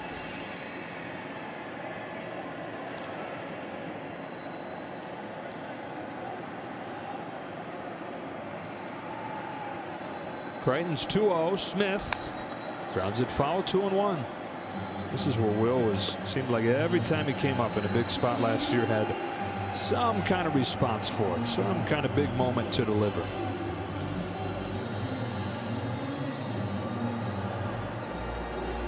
Doesn't hit a lot of ground balls, so should stay out of the double play.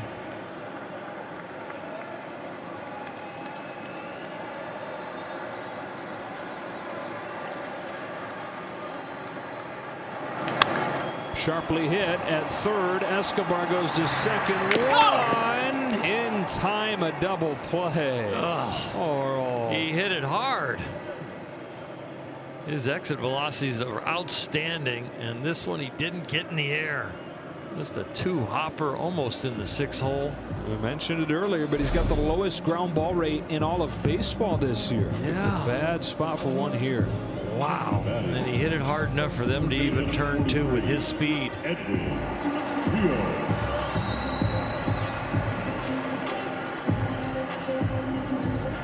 So close. So the D-backs breathe a sigh of relief, getting to face Rios with the bases empty. 1-0 on a Christian Walker 6th inning home run. First one to Rios is taken low. Eddie's 0 for 2. He popped out and struck out, looking for his first hit in his first couple games back. 0 for 5 to this point.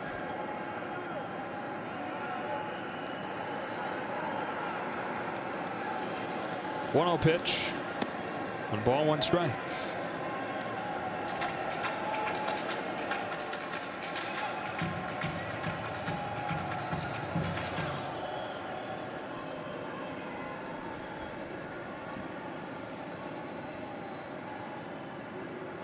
Stephon Crichton on for Zac Gallen.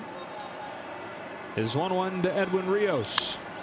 Poke to left. On comes Peralta. He lays out and makes the catch to end the inning. Dodgers put the leadoff man on, but he's erased with a double play ball and already done with 8. 1-0 Diamondbacks. One of the higher leverage places that Victor has pitched for the Dodgers as they continue to groom he and Gratterall as far as upping their high leverage situations and where they can start to really feel like not only they're part of a team, but part of the team in a significant way in meaningful parts of the game. 5 major league appearances and he's got 2 wins. Stay hot. Escobar leads off the 9th.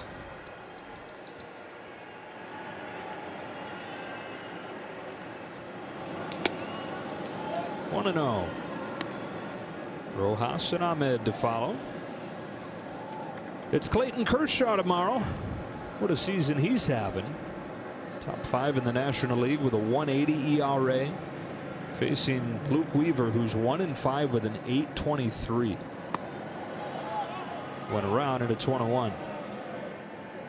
At 8.23, the worst in the National League. Same time, same place. There will be 21 games left after that one. It has been a grind. How about it's September?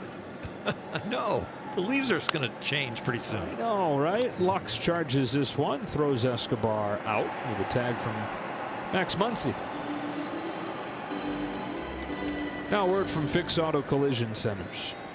Fix Auto Collision celebrates the summer road trip. For any unplanned turns, call or visit your nearest Fix Auto Collision Center today. Here's Rojas. I don't know about you, but I have very little concept of time these days. Like, yeah. You know, calendar time. Mm-hmm. Got Halloween in 2 months. Christmas.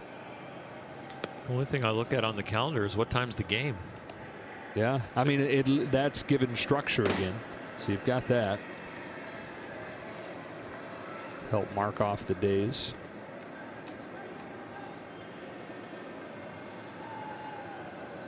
Rojas, who's 1 for 3, swings and misses, and it's 1-1.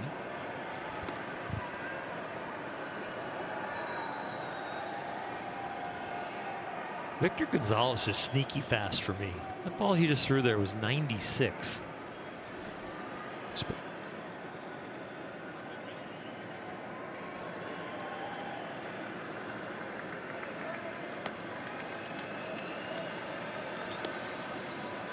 Two and 1.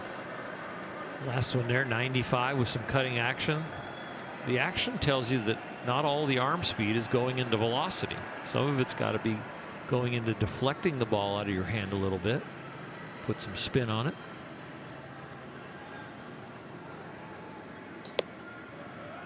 Falls behind Rojas, 3 balls, 1 strike.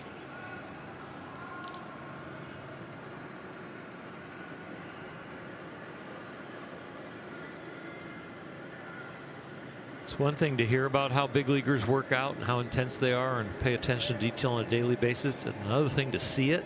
And that's what Brusdar Graterol and Victor Gonzalez are getting a lot of.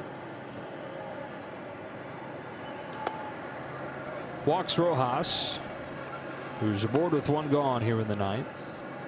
Important inning for Victor here. Dodgers have 9-1-2 coming up. So Lux, Betts, and Seager down just 1 run.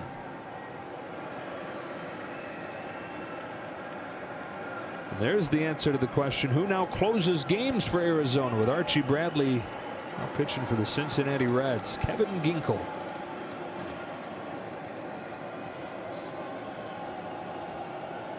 The reason I mentioned that about Victor Gonzalez and Bruce Starr, seeing both of them tonight, their bodies are changing. They're getting stronger.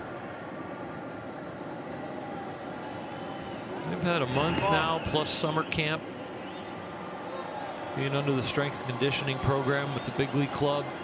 The facilities here at Dodger Stadium are out of this world, and I think these guys are getting stronger, and that's going to lead to more consistency and maybe a little more velocity. First one from Gonzalez to Ahmed, and the dirt ball one.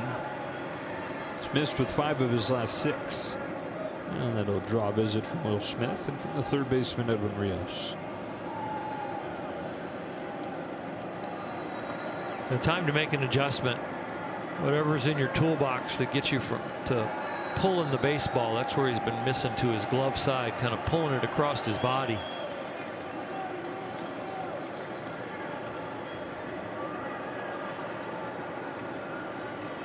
A lot of times that's throwing the ball too soon, exerting a lot of effort before your front foot lands, so it kind of jerks you offline.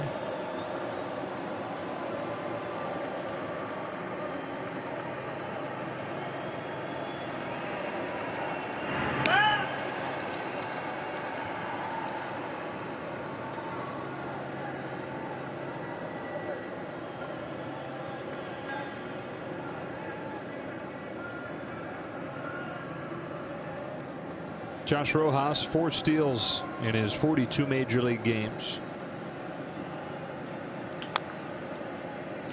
Swinging bunt to Smithfield, throws Ahmed out. Into scoring position goes Rojas, and 2 gone for Dalton Varsho. Center fielder number 12, Dalton Varsho.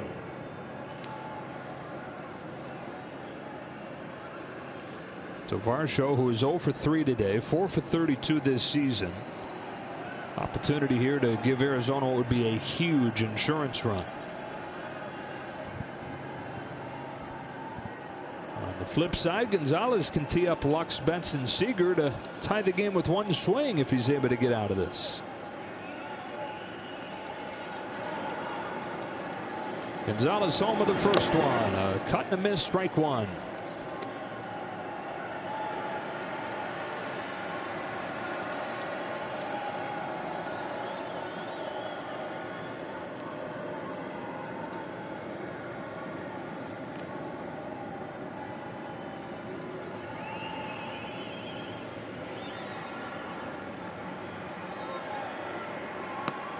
And 2 on the slider.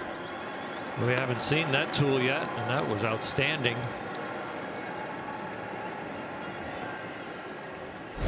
Since we've seen Victor up here at the big leagues, the breaking ball has that little extra gear when it finishes around the plate. It's a very tight spin. Now an 0-2 pitch. Strikes him out, doubling up on it to keep it 1-0 and send this game to the bottom of the 9th. Fasten those seatbelts. It'll be Gavin Lux, Mookie Betts, and Corey Seager coming up, with the Dodgers needing 1 for the tie and 2 for the win. Opportunity of the season. The numbers overall are not good, but a little bit skewed. He gave up 4 runs in his first outing this season. He gave up 4 runs in another outing in early August. He's given up just 1 run in his last 8 games. He's a guy that you can get to, and I know the Dodgers are probably licking their chops a little bit more compared to seeing Archie Bradley, so that gives you a little confidence as you step to the plate. And also the fact that Mookie Betts is your second hitter. And the guy after that, Corey Seager, has a home run against Ginkel this year. Last guy to shut the Dodgers out was Jacob deGrom, September 4th of last year. Almost a year to the day. Lux tonight is 0 for 2. He's 2 for 16 in the majors this season.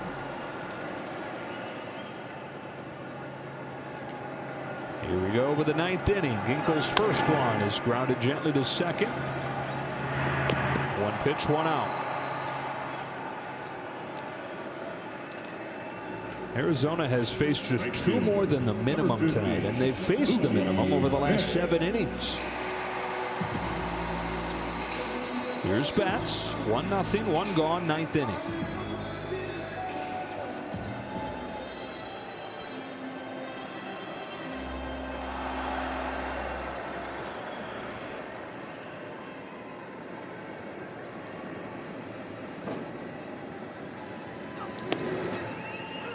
Ooh, a high strike, 0-1.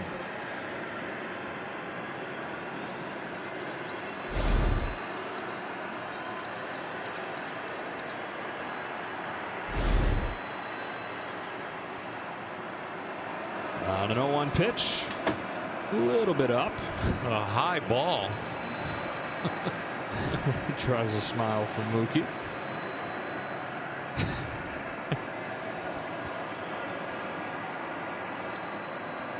Always the coolest customer, number 50. On a 1-1 from Ginkel. Couldn't lay off. He follows up that head-high fastball with a pretty good-looking slider, 1-2. Sweeper. Mookie looking to go deep. I'm just glad he didn't hurt his wrist.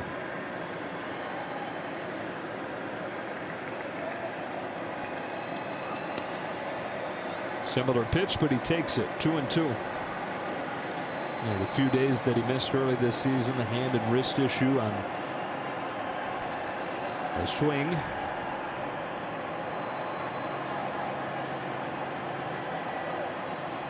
On a 2-2, Betts hits it foul.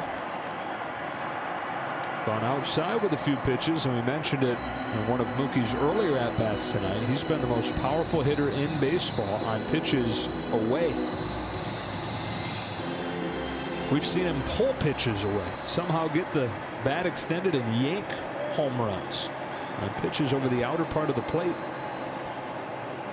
Another 2-2. Mookie Betts hits a fly ball to center field that sends Varsho back. He's at the wall, and it's tied. Mookie Betts saves the day with a solo shot in the 9th inning.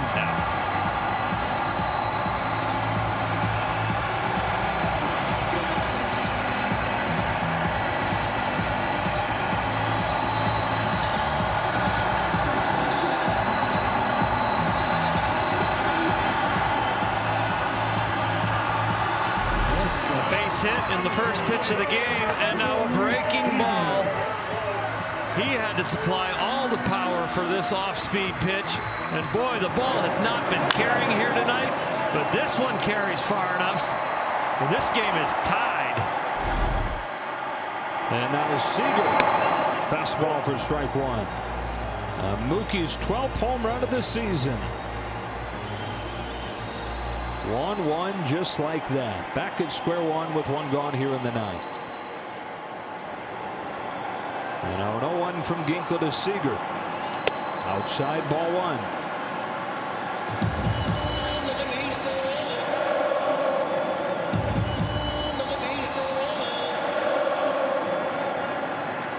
Another chance for Seager to extend a 10-game on-base streak. Cracks one to left, sends Peralta back, leaping, and it's over his head. And the winning run is in scoring position.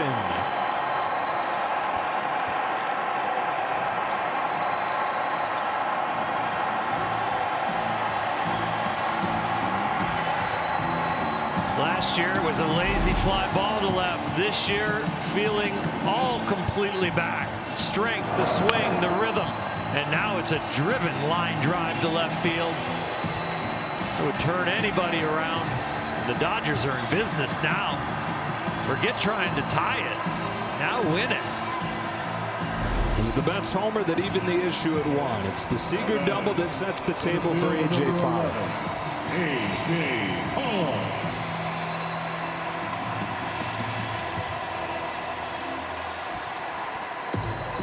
First at bat for the Dodgers with runners in scoring position tonight. He's got a couple walk-off hits. Both of those came in an Arizona uniform, so a chance at his first walk-off winner with the Dodgers. They have one of them this season, by the way, and Bellinger's walk-off home run, 22nd of August against Colorado. Strike one.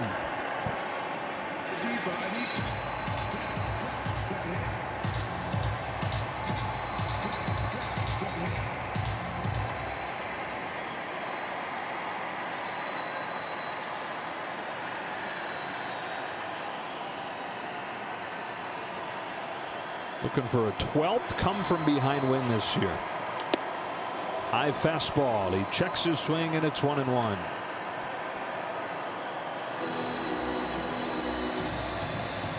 Arizona, the only team in the majors that hasn't played an extra innings game this year. That's a cool fact. We should keep it that way. A.J. Pollock trying to beat his old team. Seager at second, one gone. On a 1-1 pitch, Pollock takes strike two. Really good arms in left and in right, Peralta and Calhoun. Varsho pretty good in center as well.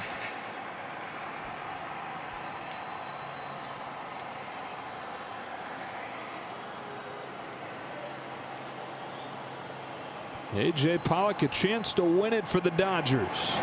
Chases strike three, two gone.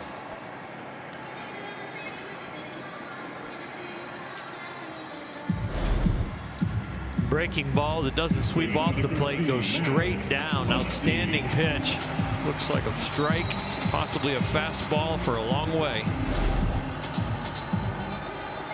Up to Muncy. 0 for 3 tonight.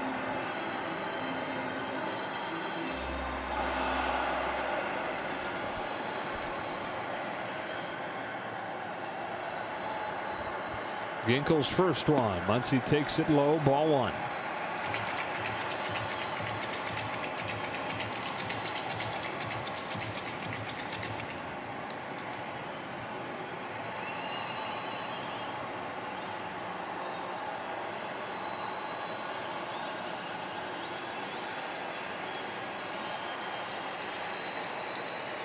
On a 1-0 pitch. Watches a strike. It's 1-1.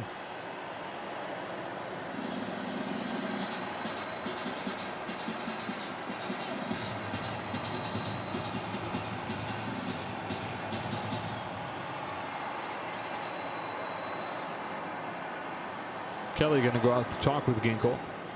Like they were going to change the signs. Seager's been out there for a few pitches. He might be picking up on something. Ginkel so far doesn't look like he wants to lose the game on a fastball. Wants to use the fastball to set up the breaking ball. Kenley's ready to go. If Ginkel gets out of this inning without further damage. Betts has tied it with a homer. Seager followed the home run with a double. He's at second with two gone.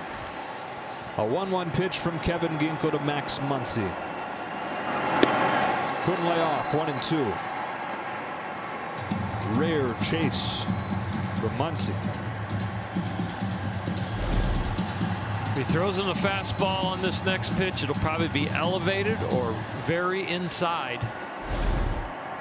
If he goes with the breaking ball, he's going to bounce it.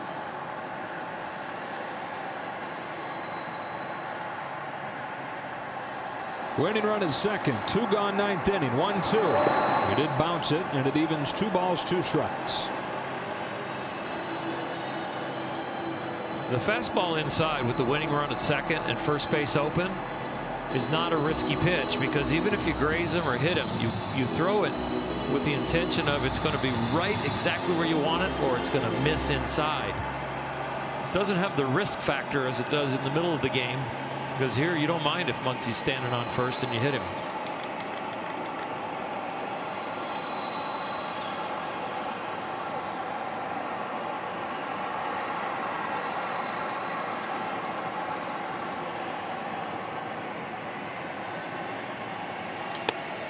Takes a fastball, and the count goes full.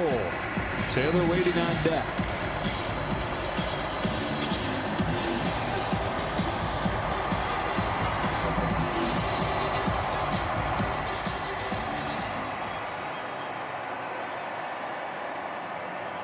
You got to believe this is a breaking ball.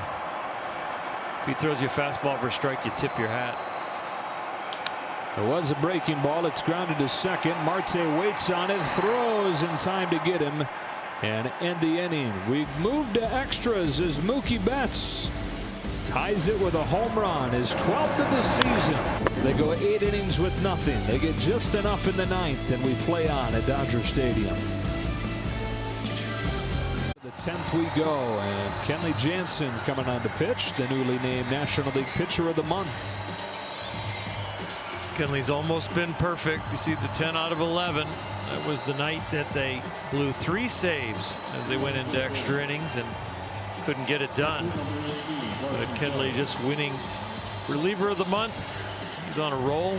Threw a little side work today, still working on making sure he's consistent with his cutter. So he played some catch and some long toss with Santana, and then went into the pen and threw about 10 or 15 nice smooth ones to kind of really lock in his mechanics. Dodgers are 2-1 in extra innings this season. Mentioned it last inning, Arizona the only team yet to play an extra innings game until tonight. So here's the first one of this new style in Arizona history. Dalton Varsho made the last out of the 9th, so he's the runner at second, and the 9-hitter Carson Kelly comes up. Dodgers trying to get their 17th win out of their last 20 games. Arizona looking for just its 2nd out of its last 13.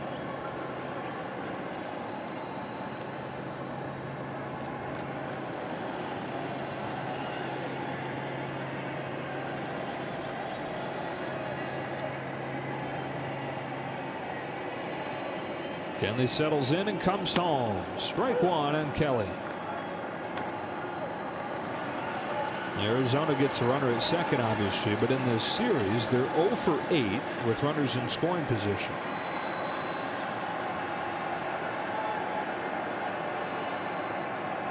If I ever had an opportunity to pitch in this situation, and this first hitter was one of the top 10 or 5% hitters in baseball, I would pitch him very carefully because I would consider first base open, and I wouldn't mind walking him and setting up the force at third.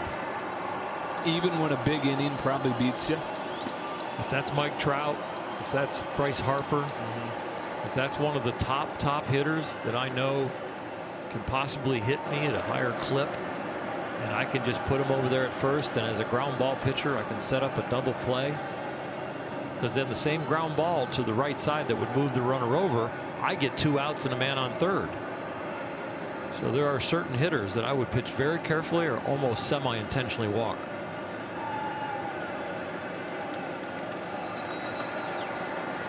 You got to make sure the guy behind him is not a bunter. Yeah. We've seen very little sacrifice bunting. Exactly. So it's just the whole equation of what the culture is now.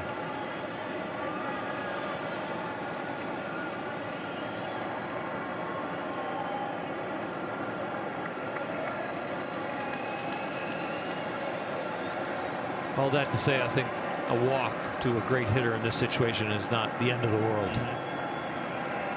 Here's the 1-1 pitch. Kelly lays off ball 2. Carson Kelly would not fall into that conversation. No.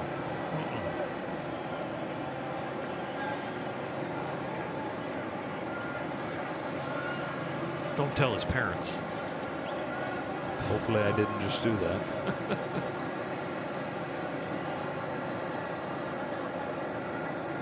On a 2-1 slider, he offered, and it's 2-2. I love how Kenley has put that a little deeper into his mix. Especially on the nights when he's more 90, 91, not 93, 94, 95 with the cutter. That little bit of change speeds will help him make the 90, 91 feel a little firmer to the hitter. That's a 2-2 fly.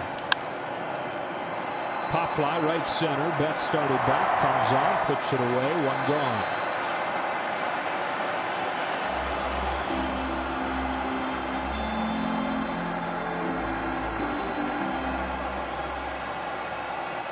Now it's Calhoun.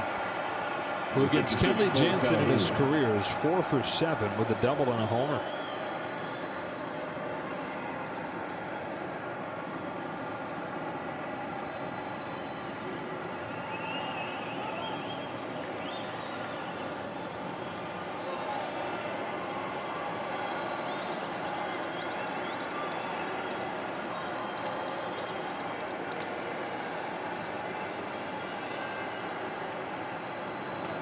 It seems like, and this is not statistically speaking, this is what it just felt like. A lot of times scoring just one run isn't doing it.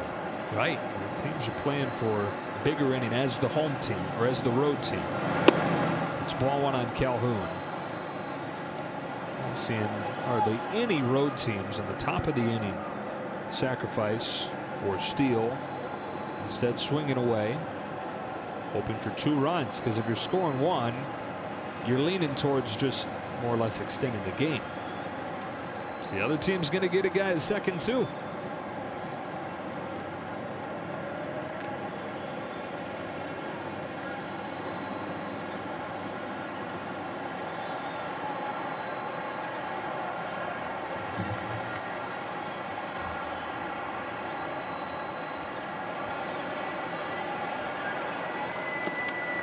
On Calhoun. I think Kenley knows his track record against Calhoun also. Pitching him tough. I don't like that pelota.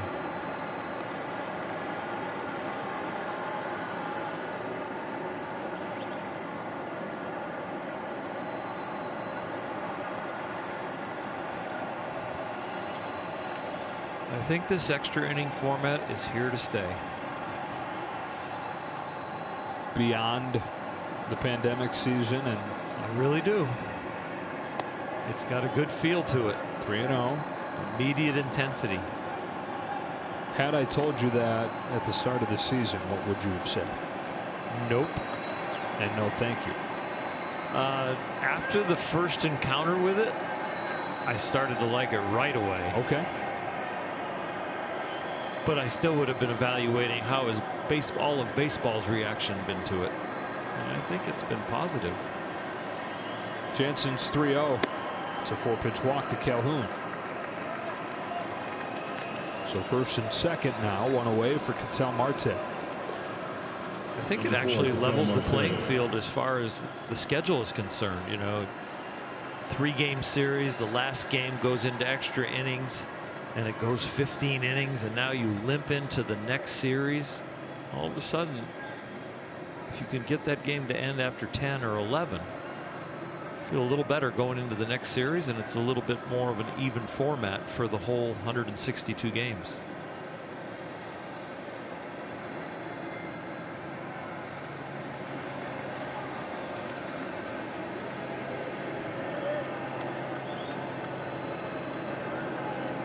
Two on, 1 out. Kenley Jansen to Ketel Marte. Strike 1.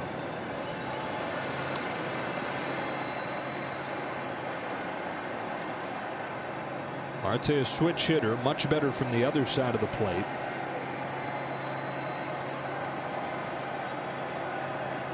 Oh for 3 with a walk tonight. 1 for 7 in this series. 1-1 game, 10th inning. Jansen's 0-1 pitch. Inside, ball 1.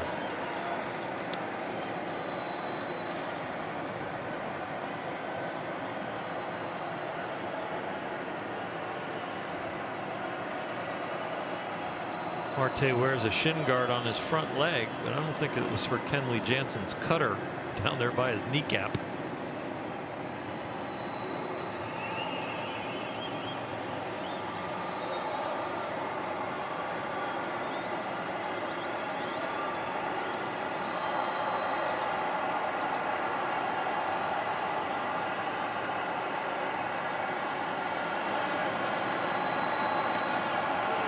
It hit him, and the bases are now loaded. Varsho to third, Calhoun to second, and Christian Walker, whose solo home run is accounted for Arizona scoring, comes up with the bases loaded. Got him off the elbow pad, maybe a little bit of skin. Kenley's got the ball cutting, but he's pulling it in there to lefties right now. It's not starting down the middle and then cutting away. Here's Walker's home run back in the 6th inning off Caleb Ferguson. That's it for the Diamondbacks so far tonight.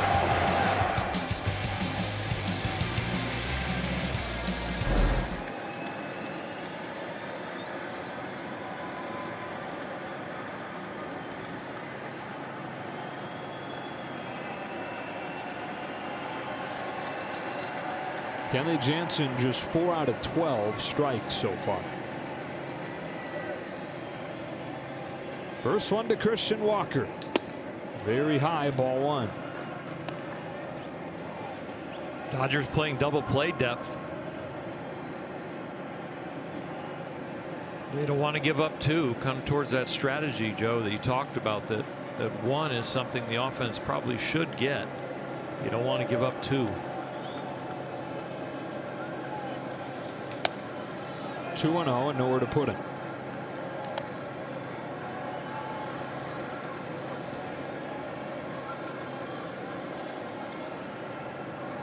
Well, it's time to challenge him.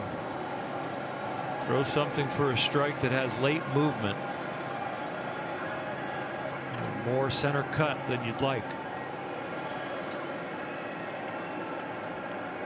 On 2-0. He misses again, ball 3.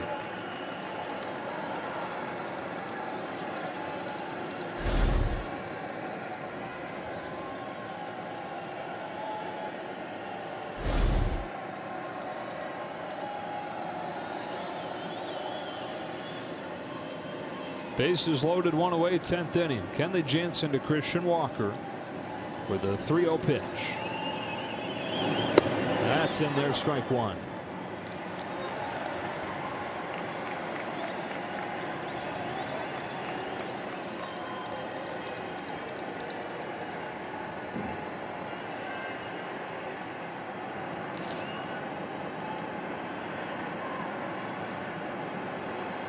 Here it comes.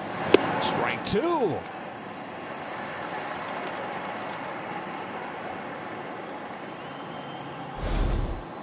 Great job digging yourself out of a hole, but you're still in a tough situation. But the hole is not as deep.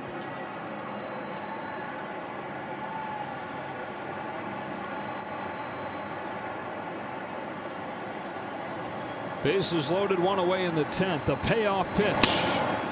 Just misses, and Arizona takes the lead 2-1. Kenley Jansen this year has only given up 1 hit with runners in scoring position. 1 for 19 there off of him. But here it'll still be 1 for 19, but this walk forces in a run.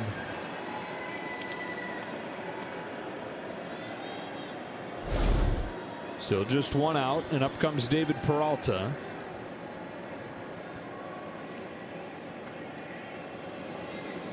He has 2 of the 5 hits for Arizona tonight. Doubled against Buehler in the 2nd, singled against Ferguson in the 6th.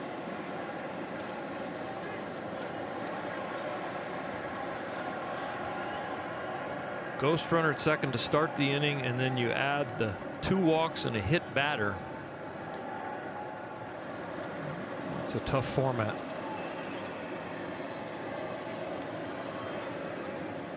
Longest tenured player for Arizona here.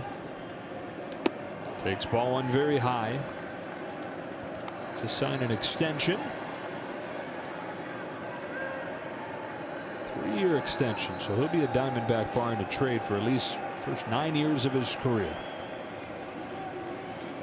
It's got Calhoun at 3rd, Marte at 2nd, Walker at 1st, and waits on a 1-0 from Kenley Jansen. Strike 1. Looking ahead to the bottom of the 10th for the Dodgers. They'll have Taylor, Peterson, and Smith due up. Kenley's got to convince himself that the game is tied, even though he's down 1. The Dodgers get to start with a man on second and no out.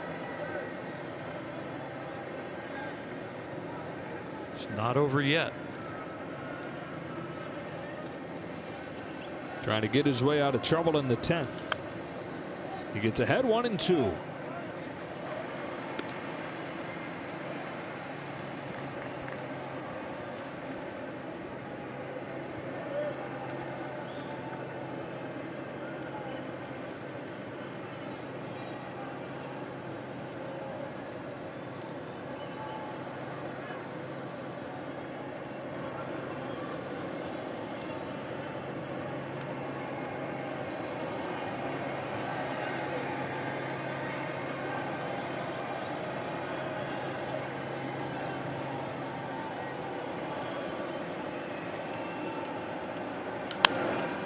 Pop up. At third, it's Rios for the infield fly rule called, and Rios has it for out number 2. Big second out for Kenley Jansen, getting the cleanup man Peralta.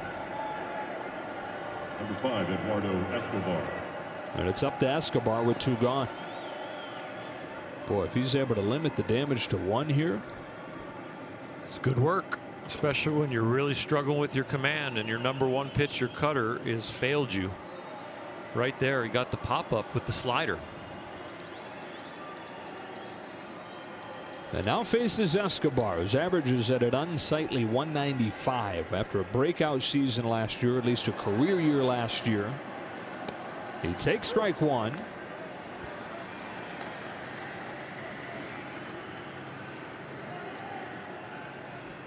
Got a run and the bases loaded walk from Christian Walker. They're still loaded up. 2 out in the 10th inning.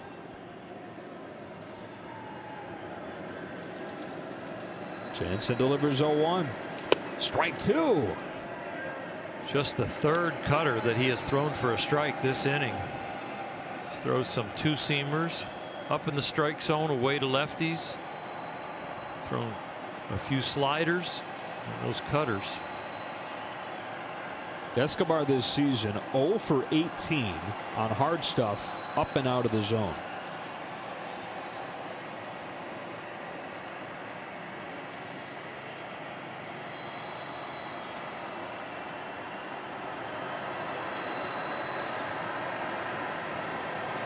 That's where Jansen was trying to go. He missed his spot, but got a swing and a miss for strike 3 to get out of the inning with minimal damage. Diamondbacks get 1. The Dodgers bring Taylor, Peterson, and Smith to the plate, starting the bottom of the 10th with a tying run at second. Junior Guerra, first season in a Diamondbacks uniform. On to face Chris Taylor, Jock Peterson, and Will Smith. The last out last inning was made by Muncy, so he'll be the tying runner at second base.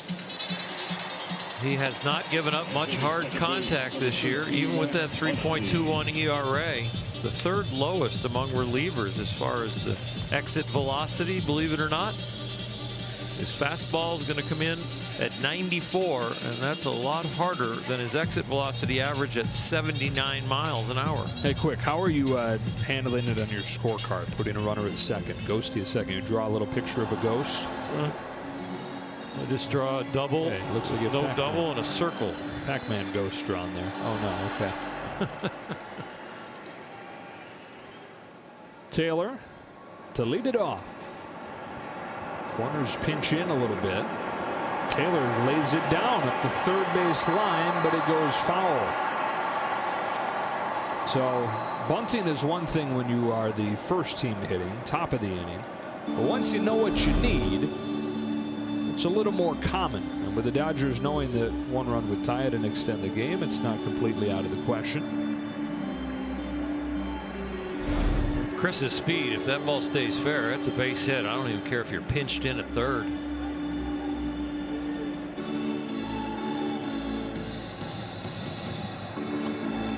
Now they are playing the infield like he might be bunting again, and as moved in as they are, boy, it creates some bigger holes for Chris on hard ground balls.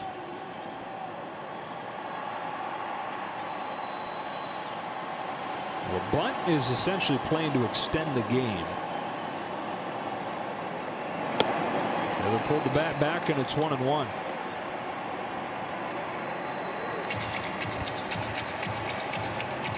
The bunt right here will get Guerra's exit velocity down even lower. Right. It actually does not incorporate into it. Just for the record.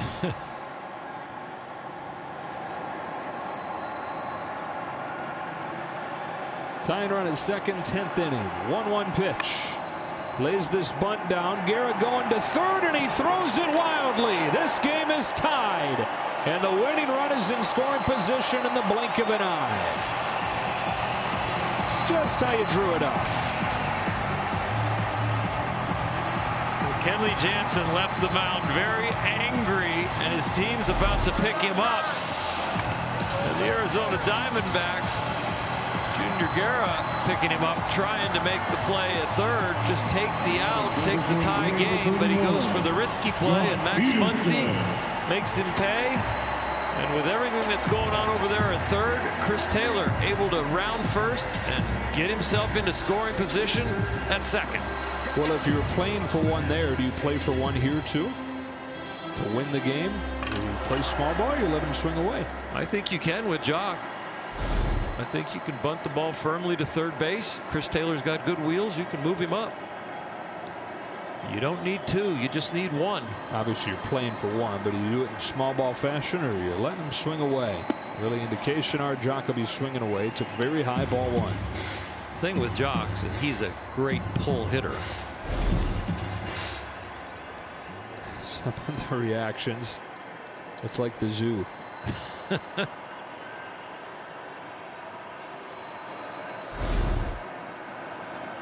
Kenley a little bit flustered with how the night is gone, but Dodgers trying to make him feel better. That's a strike, and it's 1-1. Officially, it was a sacrifice with a fielder's choice and an E1. It's tied at 2. Runner at second, nobody out, bottom of the 10th. In a game the Dodgers trailed 1-0 with one out in the 9th.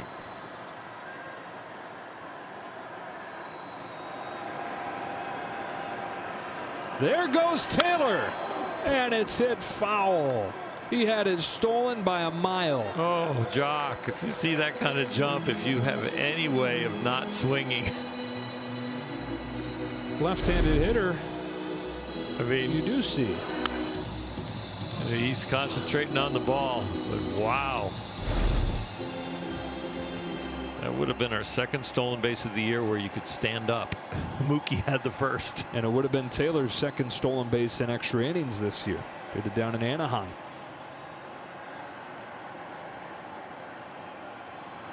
One-two. In the dirt. Good stop by Kelly. All right, I'm officially sold on this new extra innings thing. This is fun. Oh, yeah. This is the one in Anaheim. A little bit closer. And Muncy sacrifice fly brought him in. That's how they took the lead and won that game. Playing Jock to pull. Taylor at second, nobody out. Tie game, 10th inning.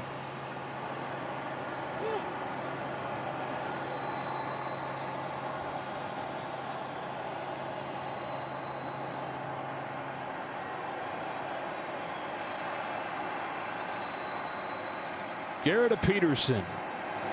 Ball 3. After Jock, it's Will Smith.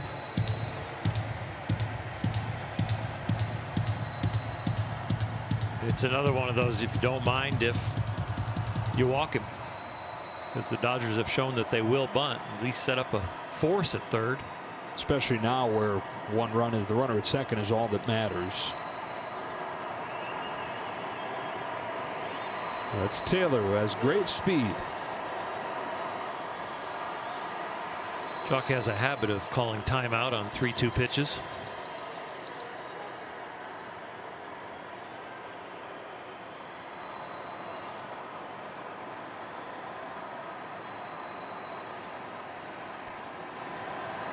Garrett deals.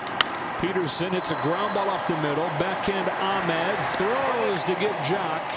Up to third goes Taylor.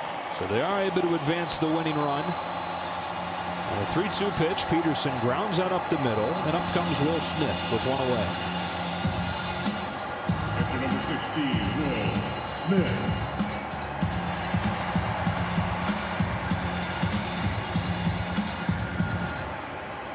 So Garrett's faced 3 hitters. Will Smith now coming up. No action in the Diamondbacks bullpen, so this is a strategy visit. Well, if you think about walking the bases loaded, you'd walk Will Smith and Rios, then you face Gavin Lux with bases loaded, 1 out, but you bring Mookie Betts back into the equation.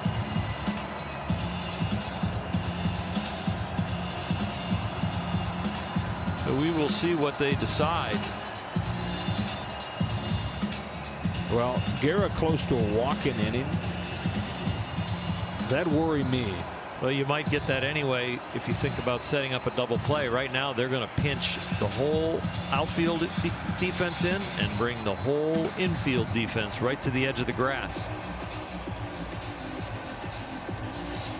It'll be interesting to see if Dave Roberts goes on contact or makes the ball go through. If anybody can do it on contact, the speed and the instincts of Taylor. First one to Smith. Drops down, ball 1.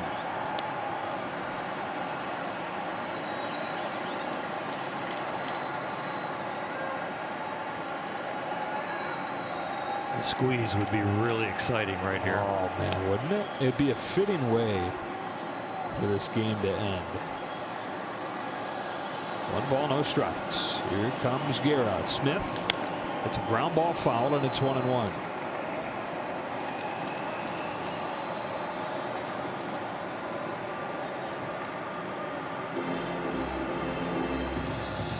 Team with by far the best run differential in baseball. They've just been bludgeoning people. Looking to sprinkle just enough on the scoreboard tonight. They're only 4-4 in 1-run games. Right. On a 1-1, Smith takes in the dirt and on a bounce backhanded by Kelly. 2-1. You got the wrong guy at the plate if you're looking for him to chase. Nice scoop.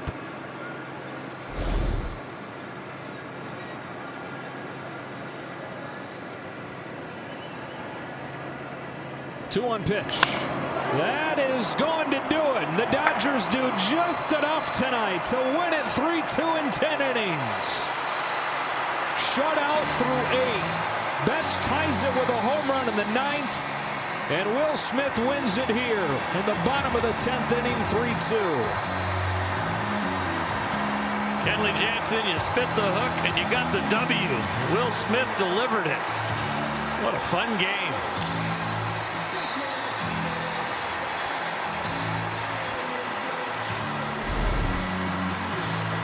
Fastball that he does hit a fly ball with.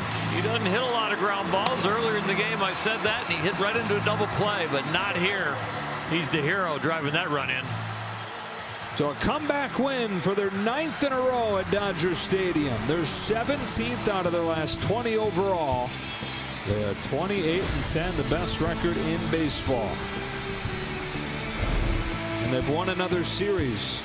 13 series in a row without a loss to open the year. For Orr Hershiser, Alana Rizzo, and the rest of our crew, Joe Davis saying so long, and stay tuned for Access Sportsnet Dodgers.